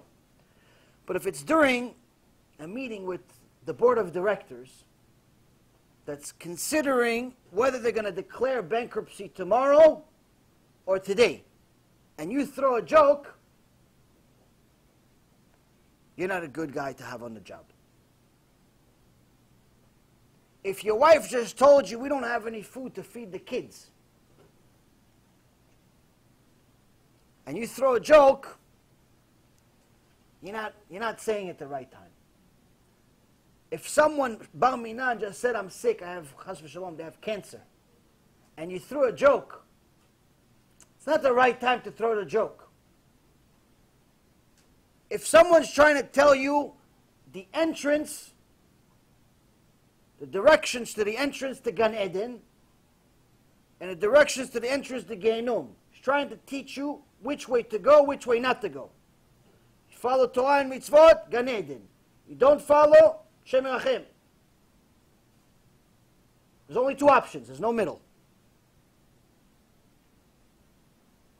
And in the middle of him telling you, you do this, you go to Gan Eden. You do that, no good. You throw a joke, it's not the right time. Why is it not the right time? Because if we have a serious Yul Torah, people are into it. People get tense. People are thinking, if someone's a good speaker, a good rabbi, people are already thinking to themselves while he's speaking, what can I do to fix me? Oh, that I could do. No, that I can't. That's too much for me. That I could do. Yeah, I'm going to do that. That means fine. I'm going to do that one. Tomorrow, he's already thinking to himself, tomorrow I'm going to start doing Netilat Yadayim. Tomorrow I'm going to do tefillin. Tomorrow I'm going to wake up early. He's already planning in his head tomorrow. He's already getting ready to fix, because he's connecting to what the speaker said from what he read in the Torah. I'm going to do this tomorrow. I'm getting into it. He's getting hot. He's excited. You throw a joke, it's like you threw cold water on fire. All of a sudden, he forgot about all the promises he made. All of a sudden, he's too busy laughing at the joke. All of a sudden, his tshuva goes into the garbage. And tomorrow, he goes back to waking up at 12 o'clock in the afternoon. You just caused the person to not do tshuva. And by getting in the way of somebody doing tshuva, you ruin the world. Because the world was created for him. For him to do tshuva. The whole world. The heaven, the stars, the land, the moon, everything was created for him. Now he's not perfect yet. He has to perfect himself. He has to do tshuva. So the whole world was created and will culminate when he does tshuva. You just ruined it with your stupid joke. You just ruined the world. And you expect not to get punished. So there's a right time, there's a wrong time. When we start delving into things, we start realizing why it's such a big deal. They're not machmirim. They just understand the root of the problem. They just understand what it actually means. When you tell people, listen, Hashem gets really, really, really upset when someone drives on Shabbat, when someone lights fire on Shabbat, when someone's a mechalel Shabbat, he gets very upset to such an extent that he removes them from the nation. And he puts his Judaism on suspension until that person does tshuva. According to the Shulchan Aruch in 7 places, a mechalel Shabbat is no longer considered part of Am Yisrael, is considered 100% an idol worshiper. This is very, very tough things to hear, very tough things to say. But it says it. It's in the Torah. Why is Hashem so upset? Simply said, as we've talked about many, many times, when someone keeps Shabbat, they're in essence acting as a witness to Maaseh Bereshit. They're acting as a witness that Hashem created the world in 6 days and stopped creating on the 7th day. Meaning, He was the first God and the last God. He created the world in 6 days and no one helped Him. And He stopped creating. So He created Shabbat by no longer creating. Who did He do it for? For you. By you observing the Shabbat, recognizing the Shabbat, you're testifying that all of that happened. By you violating the Shabbat, you're saying, maybe it happened, maybe it didn't. You're going against God that way. He takes it very seriously. So when someone turns on the car on Shabbat, or smokes a cigarette on Shabbat, or plays with their phone on Shabbat, they're not realizing that in the world that they don't see, in Olam Haba, their own personal Olam Haba, as it says, Kol Yisrael yesh lahem chelek l'Olam Haba, every member of Am Yisrael has a share of the world to come. They don't realize that their share of the world to come, when they turn on the light, when they turn on the fire, when they're violating Shabbat, their personalized Olam Haba has an atomic bomb going off right now. They can't see it, but they will one day. So when they show up and it's in ruins, and they say, what happened? What is this Olam Haba that everybody's been talking about all this time? 7 years I heard about this Olam Haba. It's like, yeah, this is it. What do you mean? It's ruins. It's disaster. Because, yeah, you did it. When? Show me. And they're going to show you a movie of what you did. So there's no surprise. The difference between us and the sages is they knew this. They knew the root of the problem. They knew what happens. We only know what we see. We think that if we don't see something, it doesn't happen. So the main thing that we don't understand is that the Torah of the sages is much, much more extensive than ours. We have the written Torah, we have the oral Torah, but we don't have the same extensive Torah, the same level of Torah, like, for example, this Tana that wrote this Mishnah, Rabbi Dosa, ben Hur'kenus. He was the rabbi of Rabbi Akiva, and in his day, the Gemara in Masechet Chagiga, page 14, there's a argument. How much Mishnah did they have in those days? Like, how big was the Torah in those days? So Rav Papa and the other sages argued. One of them said they had 600 parts of the Mishnah. And the other one said there was 700. 600, 700, why do you care? If there was 600 or 700. Because the only thing we have left today is 6. Their oral Torah was worlds of difference from ours. They had much, much more than we did. Ours is 100% valid. Ours is 100% from Mount Sinai. But it's no secret that they had much more than we did. They knew much more than we do. But yet they're still giving us the very same basic level advice. What to stay away from. Things that we can still connect to today. Don't oversleep. Don't act like you're a millionaire when you're not. Don't waste your time.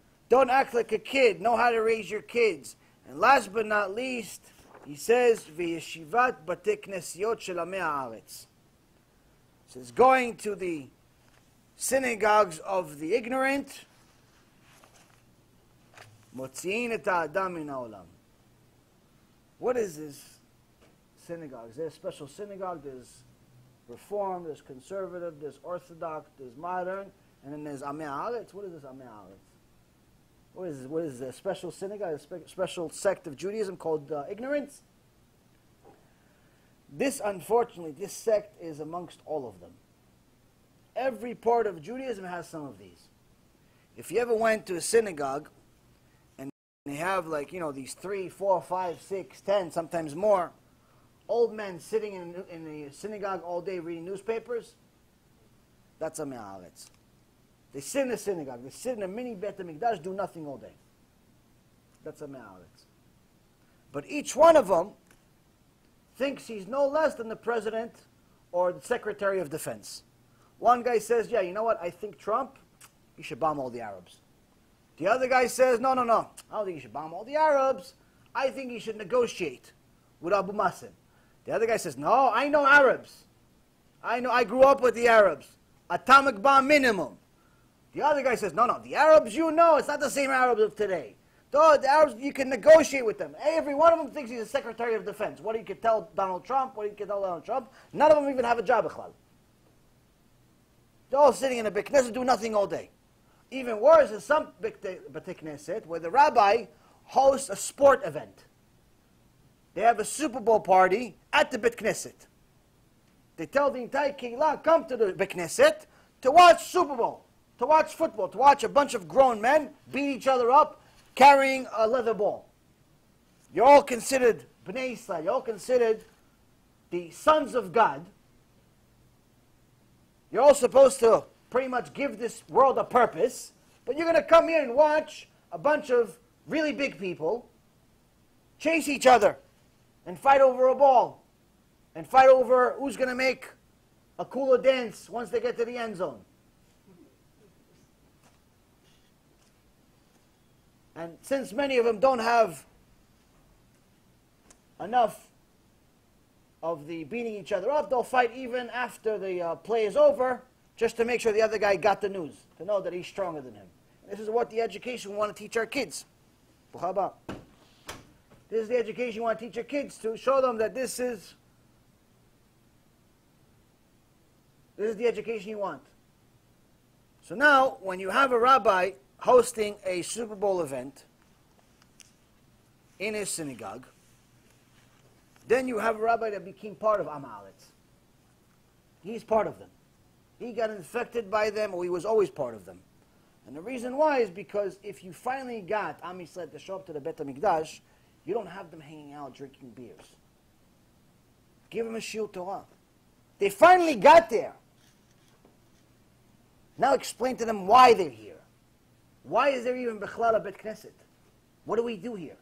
What are we learning here? Yeah, but if I don't tell them there's going to be a Super Bowl party, then they're not going to come. So don't come. Don't help them sin. Don't help them justify their behavior, thinking that it's okay to waste their time by you inviting them to a Super Bowl party or NBA playoffs or any of these sports events at the synagogue. You're not uniting them. You're enabling them. You're enabling them to continue living this life 50-50. 50% Jew, 50% Goy. So again, even though it's not a sin to spend some of your time doing sports, playing sports, especially if it's for exercise purposes, there's nothing wrong with it. The problem is that we don't know when the line is.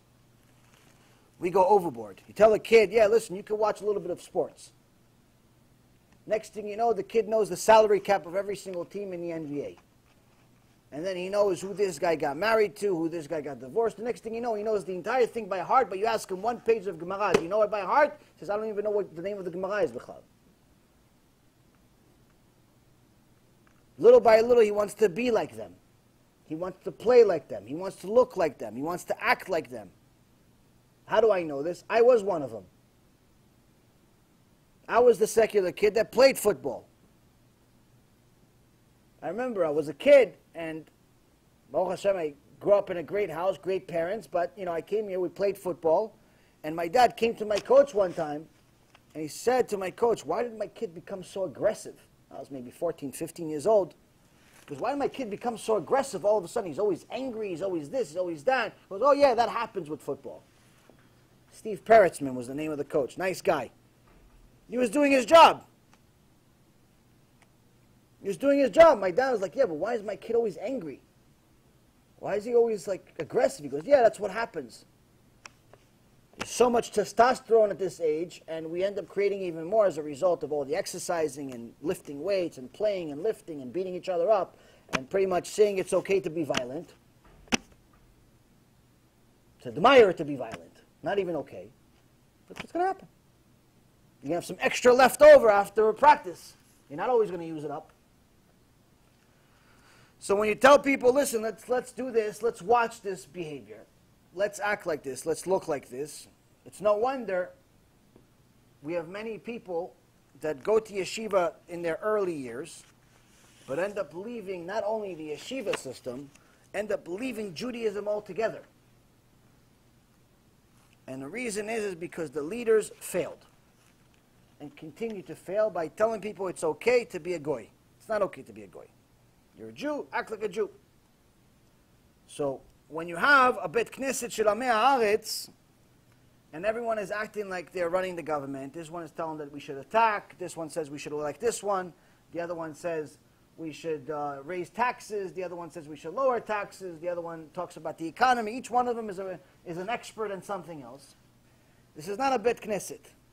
This is not a Bet Knesset. This is a Moshav Leitzim. This is just a place of jokers.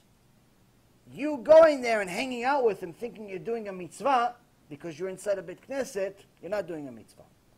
You want a proof? You go to the first Tehillim. You have 150 Tehillim. The first Tehillim, the first Psalm, David HaMelech says, Hashem, you can attest to the fact that I never sat amongst jokers. Now, David HaMelech can't lie. He's talking to God. He says, Hashem, you can testify I never hung out with a bunch of jokers. Why? Because I know you hate it.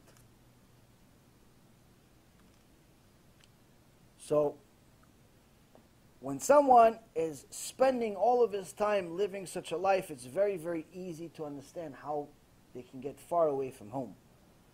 There was one time a barrel of wine that was discovered somewhere in Israel.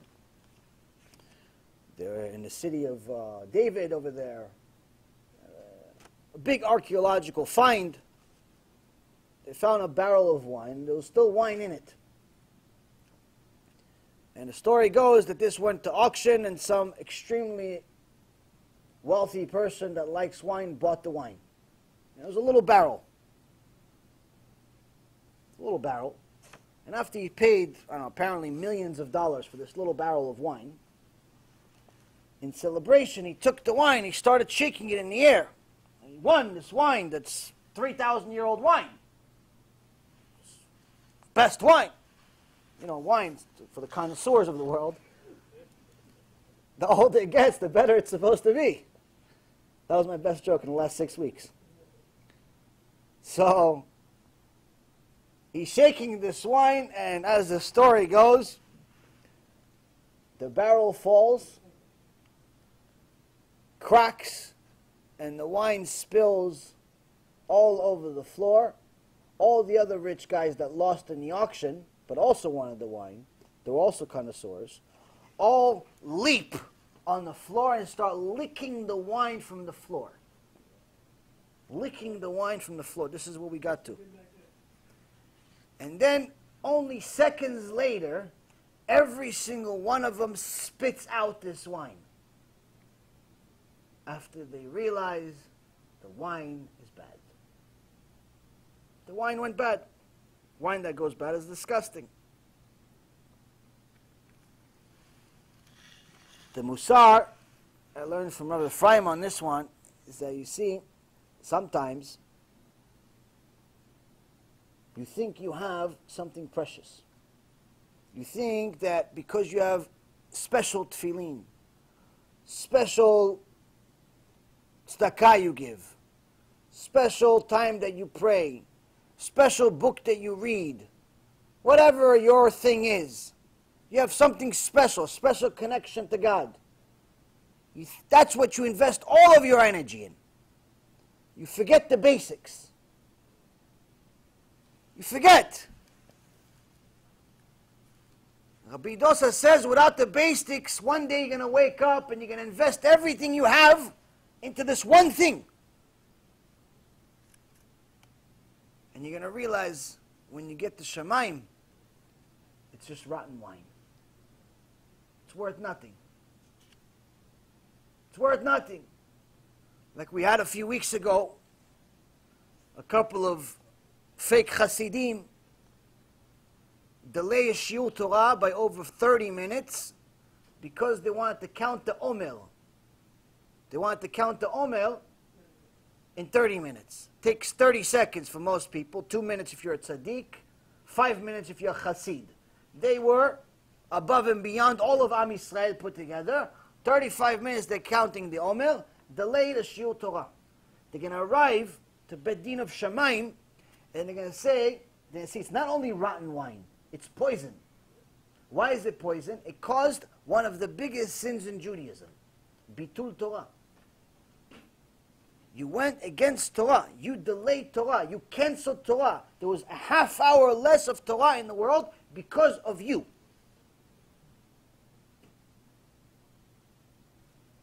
I heard what happens to such a thing.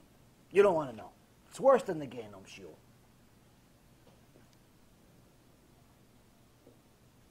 The Chafetz Chaim said there's a story, there was one time a crazy guy named Moshke. And this Moshke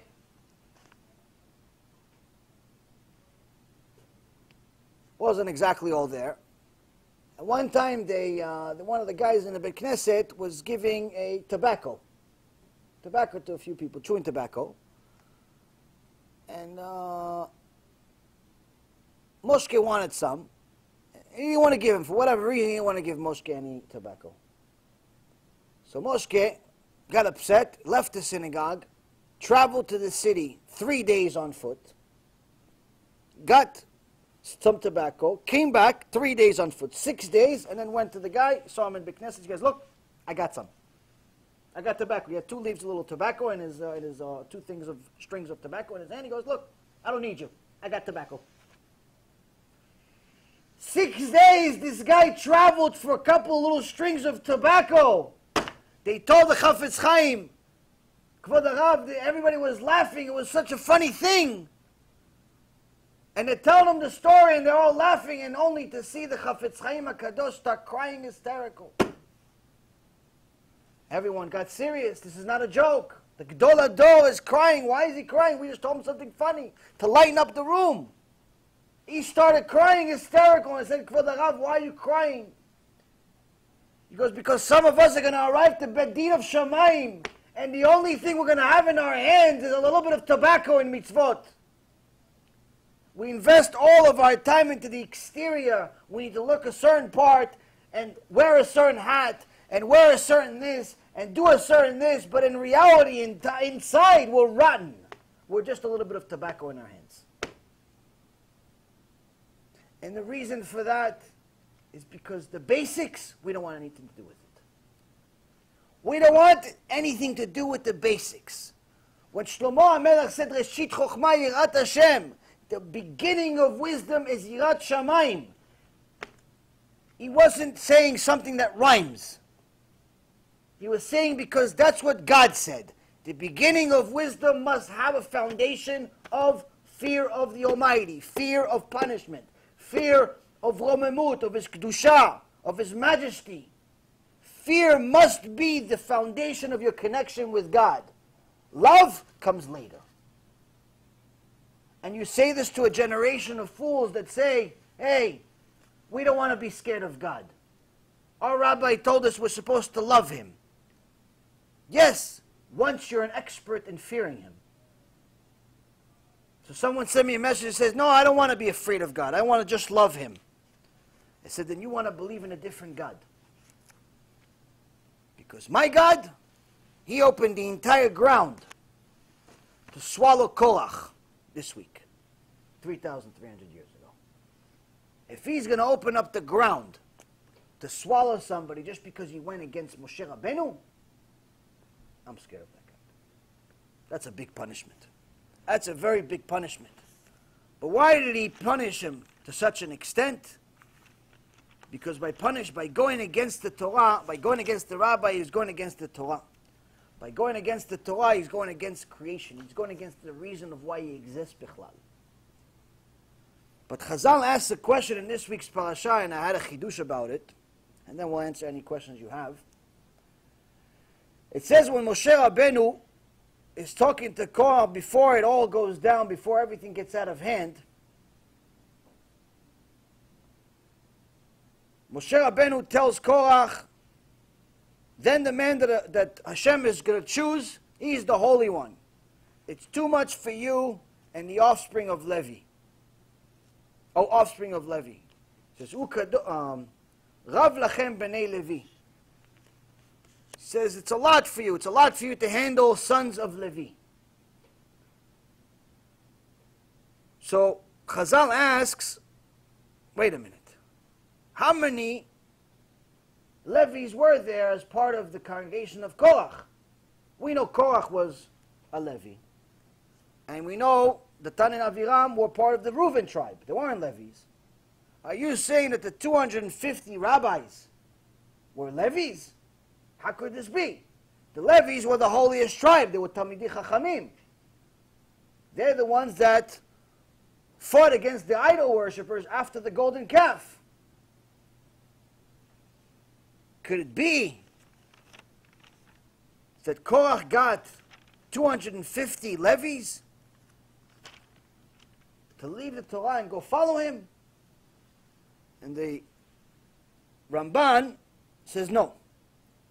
The Ramban says they were not Levis, but it's referring to Korach as a Levi. Rabbeinu Hananel says no, it was Levis. So we have a machloket, we have a difference of opinion between two giants. Rabbeinu Hananel is saying yes, there was Levis. Ramban says no. It can't be both right. Or can it? What's the chidush? In the Gemara, Masechet Sanhedrin, page 99b, אמר ריש לקיש, כל המלמד את חברו תורה מעלה עליו הכתוב כאילו אסר. Resh Lakish, the famous Baal Tshuva, who was a chavruta with Rabban Yochanan, says anyone who teaches his friend's son Torah, anyone that teaches Torah to somebody, is like he created him. But he's not telling anyone that teaches Torah that's fake Torah. Torah that's heresy Torah. Anyone that teaches Torah to someone, it's like he's considered as if he was a partner with HaShem in creation. Why? Because the person's purpose, the Jew's purpose, is to fulfill the Torah. Now, unless he was born into the perfect family, and he had the perfect teachers, and everything went smooth, he's probably not Moshe Rabbeinu today. Most likely, he has to do tshuva. The majority of Am Yisrael right now is in a position where they must do tshuva. Because if they don't, we're going to be in a worse situation than we were in Mitzrayim. So Resh Lakish says, when you help somebody do tshuva by teaching them Torah, you become a partner in creation. The chidush is that here we see that if you help somebody get closer to Hashem, you give him a CD, you teach him something, you get him closer to the truth, you get him closer to keeping Shabbat, tarat mishpacha, modesty, everything, get him closer. You become a partner with God. The chidush here is that it's the same if you do the opposite. The reason why Korach ve'adato is considered both Levis and not Levis by Rabbeinu Hananel and Ramban is not because there's a machloket. It's because they're both right. Just like anyone that helped Am Yisrael do tshuva is partners with Hashem in creating them, Korach and anyone like him is partners with the Satan in destroying them. And that's why they're all called Bnei Levi. They're called Bnei Levi because Korach was a Levi. And he destroyed them. He led them all to Gehenom. So they're all considered his sons. They're all considered his sons. They're all in the same rotten place as he is. Because his real sons, his real biological sons, were tzaddikim to the tshuva. So it's not talking about them. We see them in Tehillim. We see them in Psalms. We see that several Psalms are actually written after them. Bnei Korach. Why would they write about them? Because Bnei Korach were actually tzaddikim. They did tshuva in the last minute. They gave up all the money, all the wealth, all the fame, everything before HaShem decreed the punishment. That to choose, are we going to stay in the will, and maybe our dad's going to be Gdol Adol, or are we going to go against HaShem? What are we doing? What are we doing that to choose? They did tshuva before they knew the outcome. And that's why they were considered tzaddikim. And for all of us to understand, at some point or another, whether it's tomorrow, next week, next year, 5 years from now, I don't know. Whenever it happens, Mashiach is coming. We see that from just the simple signs of the disasters that are happening around the world, he has to come. Or else he's not going to have anyone to save. It's not only a matter of just based on all the sources that we have, every single sign that we're supposed to have at the end of times we have. We did a few shiurim about the end of times, what's going to happen. Every sign we have. The only sign we don't have is the Mashiach himself. That's the only thing we're missing. That's it. Everything else, we even have the red cow that we haven't had in a couple of thousand years. We even have the red cow, a couple of them already. Meaning the Beit HaMikdash was built tomorrow, Hashem brings it from Shamayim, we have red cows we could purify the entire nation with. We even have a school for Kohanim. In Israel, there's a school, teaches Kohanim how to act in the Beit HaMikdash, how to do korbanot. Every sign we need, we have. Only thing we're missing is the Mashiach himself. But if the Mashiach came right now, we'd be in a worse situation than we were before Egypt. Before Egypt, many of Am Yisrael didn't want to do tshuva. So Hashem killed most of them. And that's why only 20% actually left Egypt on the best estimate. Some say it was only 1% left Egypt. The rest of them Hashem killed because they didn't want to do tshuva. They didn't want to be modest. They didn't want to keep Torah. They didn't want to do mitzvot. They didn't want to learn Torah every day. They didn't want to do it. They wanted to watch baseball and football and go to the mall. They didn't want to do tshuva.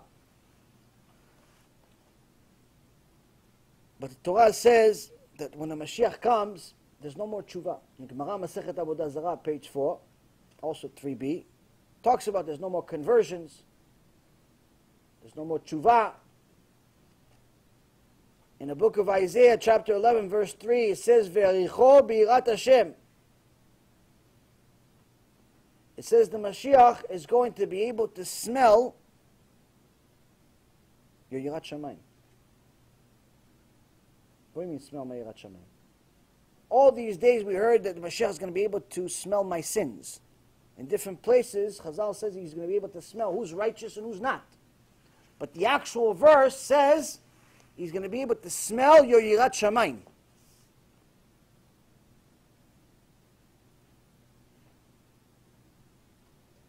And he would open his lips, and he would be a mit rasha, and he would kill the rasha. 2 verses later, chapter 11, verse 5. So he's able to smell the Yirat Shamayim, and he's able to kill the rasha with his lips. Translation: if you have Yirat Shamayim, you have less sins. You're much more likely that you're going to be okay, because you have a good foundation. He's not going to have to do anything. But if he smells and there's no Yirat Shamayim,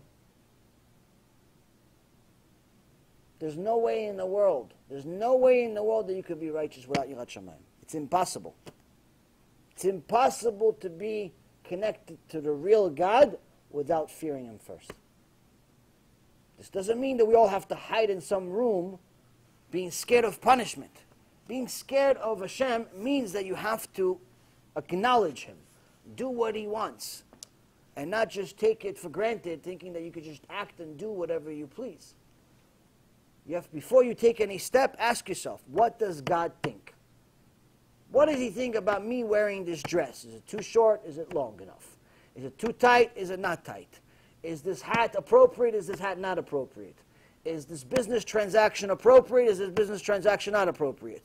Is this contract an honest contract, or am I taking advantage of the guy? Someone asked me the other day, I found a Metro card. In New York, they use Metro cards to go on the trains and buses. I said, I found a Metro card and I know who it belongs to. Do I have to return it or can I just use it? It's a good question, believe it or not. Number one, it's a good question because it shows how far we are, that we actually consider taking something that we know doesn't belong to us and we know who it belongs to. So it shows that our default is not so good. But even more so, it's good that we're trying. This was a student that's trying. So she at least asked. So I told her, it depends on how much it has.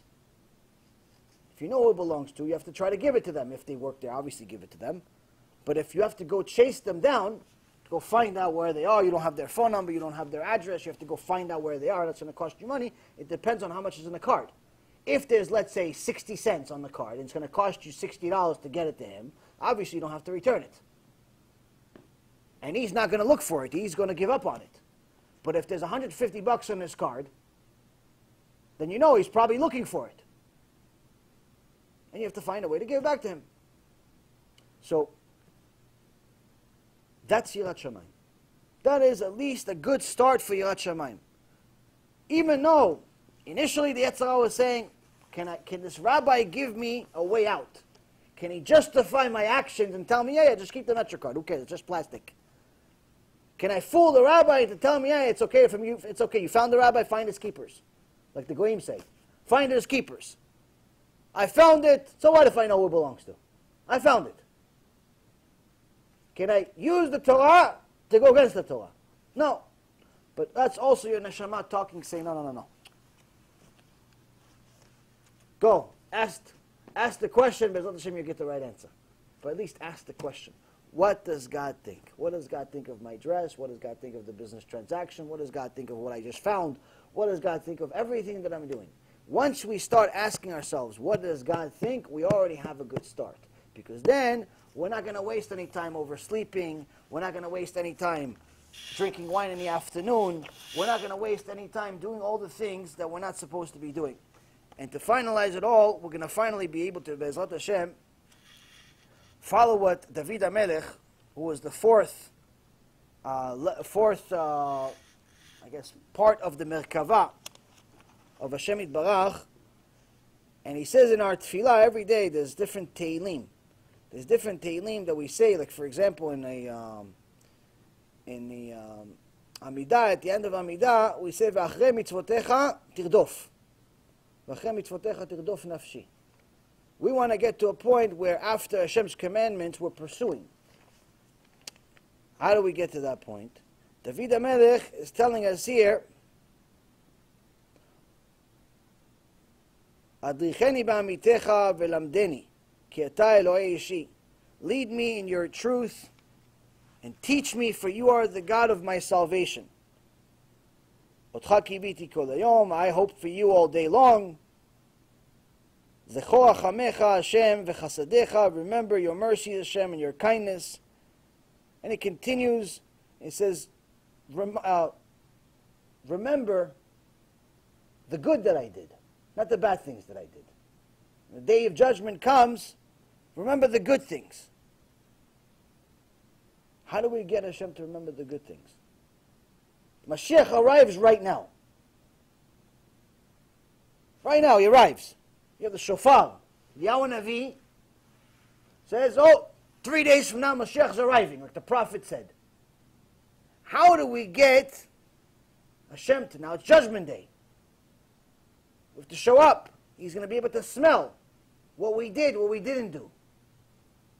There's no confession. He's going to know already. How do we get to a point of actually getting a good judgment, getting HaShem to look at us in a favorable way? First, you start with tirdof et mitzvot. You have to start chasing mitzvot. You have to start treating like the mitzvot like they are the treasures that they really are. Wake up early in the morning, look for the first mitzvah you can do. First mitzvah you can do is recognize Hashem. Thank you, Hashem, for bringing back my soul. Next mitzvah, netilat yadayim. Next mitzvah, she'eshar yatzah. Next mitzvah, pray. Next mitzvah, before you eat, say a blessing. Next mitzvah, try to find a way. If you have extra money, give tzedakah. Try to find a way to get closer to Hashem. Learn a little bit of Torah. Learn a few words. Learn a few psukim. Do something.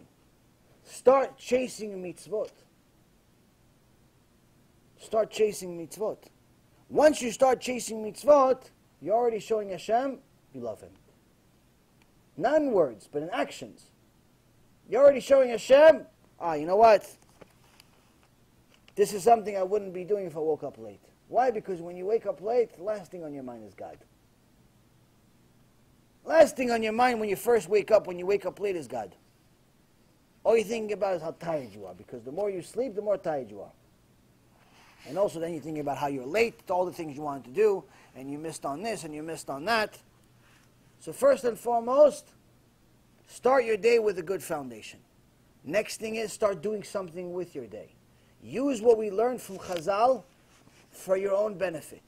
Instead of looking at this Mishnah in a negative way, where, listen, if you're going to wake up late, you're going to drink wine, you're going to spend time with the kids, all these things that we said are going to take you out of the world, how can you actually turn this around into a good thing?